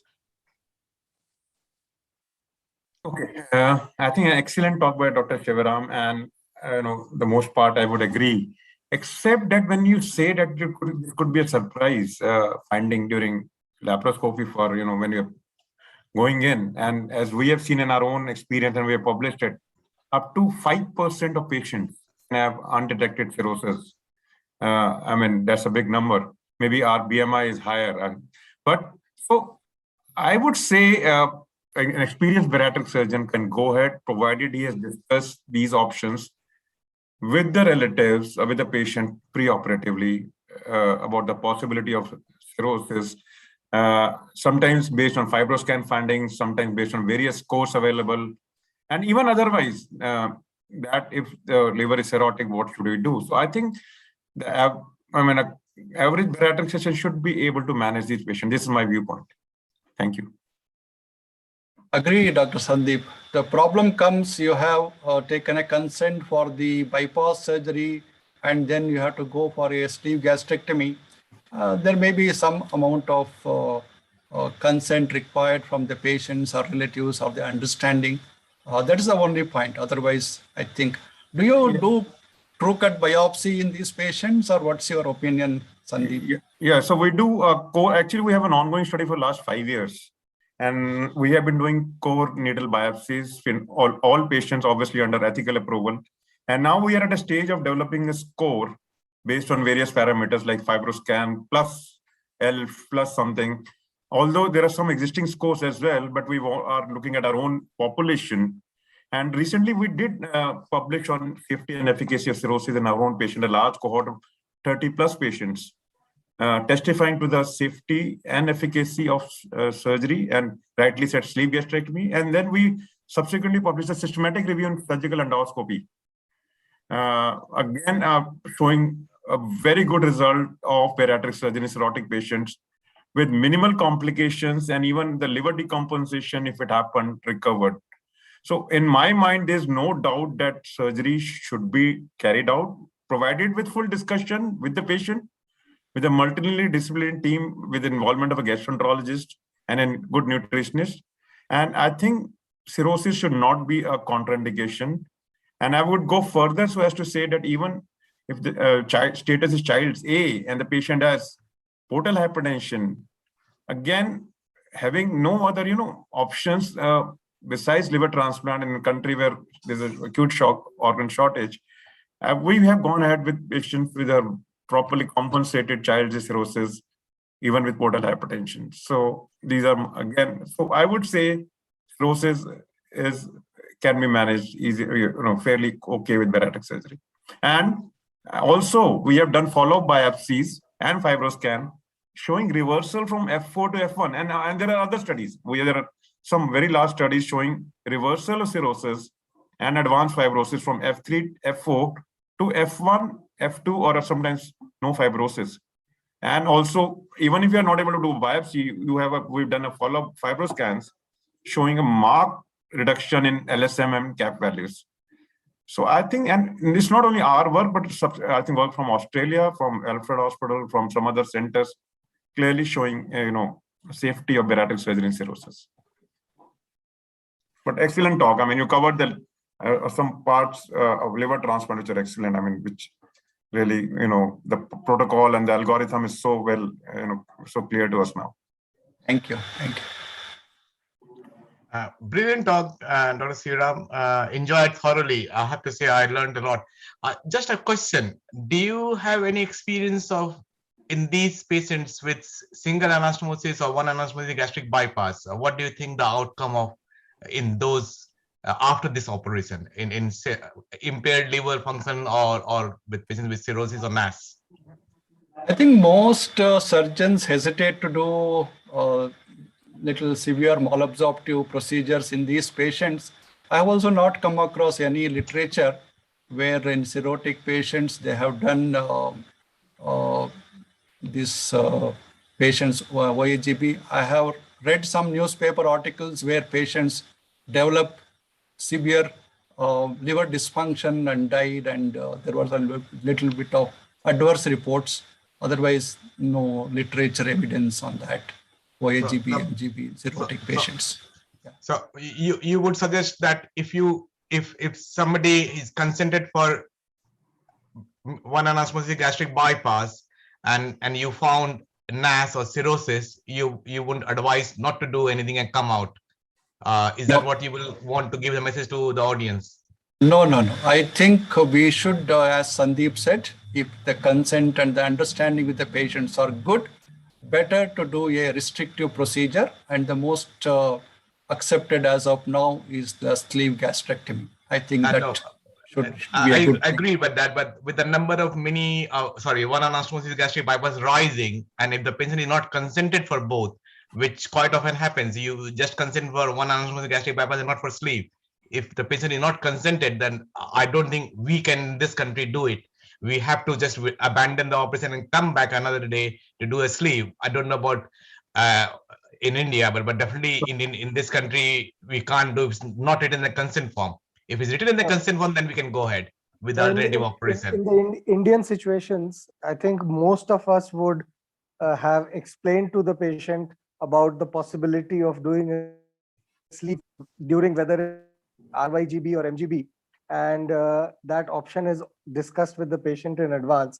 But as you rightly say, if we have forgotten to discuss that and it's not in the consent, then we end up doing a diagnostic laparoscopy and liver biopsy, and we explain to the patient after that. Yeah, exactly. And definitely you would not advise the audience to do one anastomosis gastric bypass if that is found incidentally. Contraindicated, I would say. Yeah, if correct. You will accelerate the liver failure if you do an correct. OIG. No, I agree. I'm just trying to get the message to the audience, because we do see these reports in the literature and in the news. So that's why I'm just trying to get the message across. Exactly. So I think the message is very clear. Don't do a strong malabsorptive procedure in cirrhotic patients. Yeah, no, correct. And that's the reason even Roux-en-Y gastric bypass is, I tend not to do those Roux-en-Y bypass in those circumstances as well. So Sanjay, I did discuss this point with Dr. Rutledge at one of my meetings. And although I would not do that because frankly, I'm scared. So what Rutledge said, his views were that a mini gastric bypass is the most easily reversible bariatric surgery today. So he would advocate doing a mini gastric bypass as opposed to a sleeve, which is an irreversible procedure. These were his views. Yeah, sometimes we will take it a pinch of salt as well, Arun. I think you have to take and just think about it and chew it. I'm just being the devil advocate and no, I agree. You his views. Although I would not do that, I'm too scared to do it. Correct. Yeah, no, I agree. I wouldn't either. But yeah. Chetan may have something else to say. I don't know. Chetan is trying to say something. No, I'm fine. I'm just with one and after when you mentioned NASH and cirrhosis, I think probably with NASH I might still do it, but not with cirrhosis. So I think those again, what getting that, or I mean, I can see Dr. Sivaraman already saying no. So even with NASH, you would not do either a Roux-en-Y or any gastric bypass? No. With NASH, it's fine. Yes, that's what definitely mentioned. That.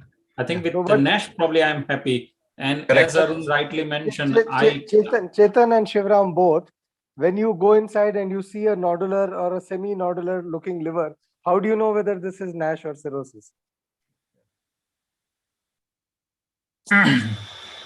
Probably some indication comes from the preoperative liver function test. Otherwise, sometimes it's very difficult unless you do a true cut biopsy or anything. Yeah, but then you would abandon the surgery. Nodular liver is equivalent to cirrhosis. Arun, nodular liver is equivalent to cirrhosis. I don't think there is any doubt about that. I mean, the worst you can get is F3 fibrosis, which is again pre-cirrhosis. So a nodular liver is cirrhosis unless, I mean, it's absolutely clear. It's only when a bad looking, like, you see a grade 3 fatty liver, once you with experience in bariatric surgery, you come to say it's grade 2 fatty liver, grade 3. I mean, just a visual inspection. And maybe, if there's no fibroscan and all showing the liver stiffness to be okay, and then one can go ahead with OHGB. Chetan, would you agree with me? I think so. I think any micro or macronodular, I would worry that it is cirrhosis until unless proven otherwise. And actually, then in that case, I might look around the liver in the pelvis just for any free fluid or so as well. And as you, Arun, rightly mentioned before, I normally consent all my patients with bypass that if there is any technical difficulty or unexpected finding, sleeve is my backup. So I do describe that starting from the pathway itself.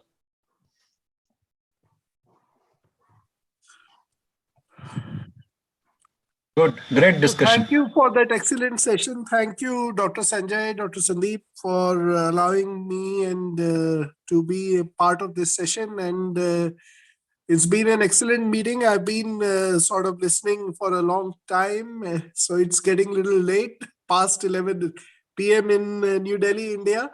So thank you so much for allowing us to be participating in this Congress. It was a great pleasure and honor. Thank you, Sumit. Thank you.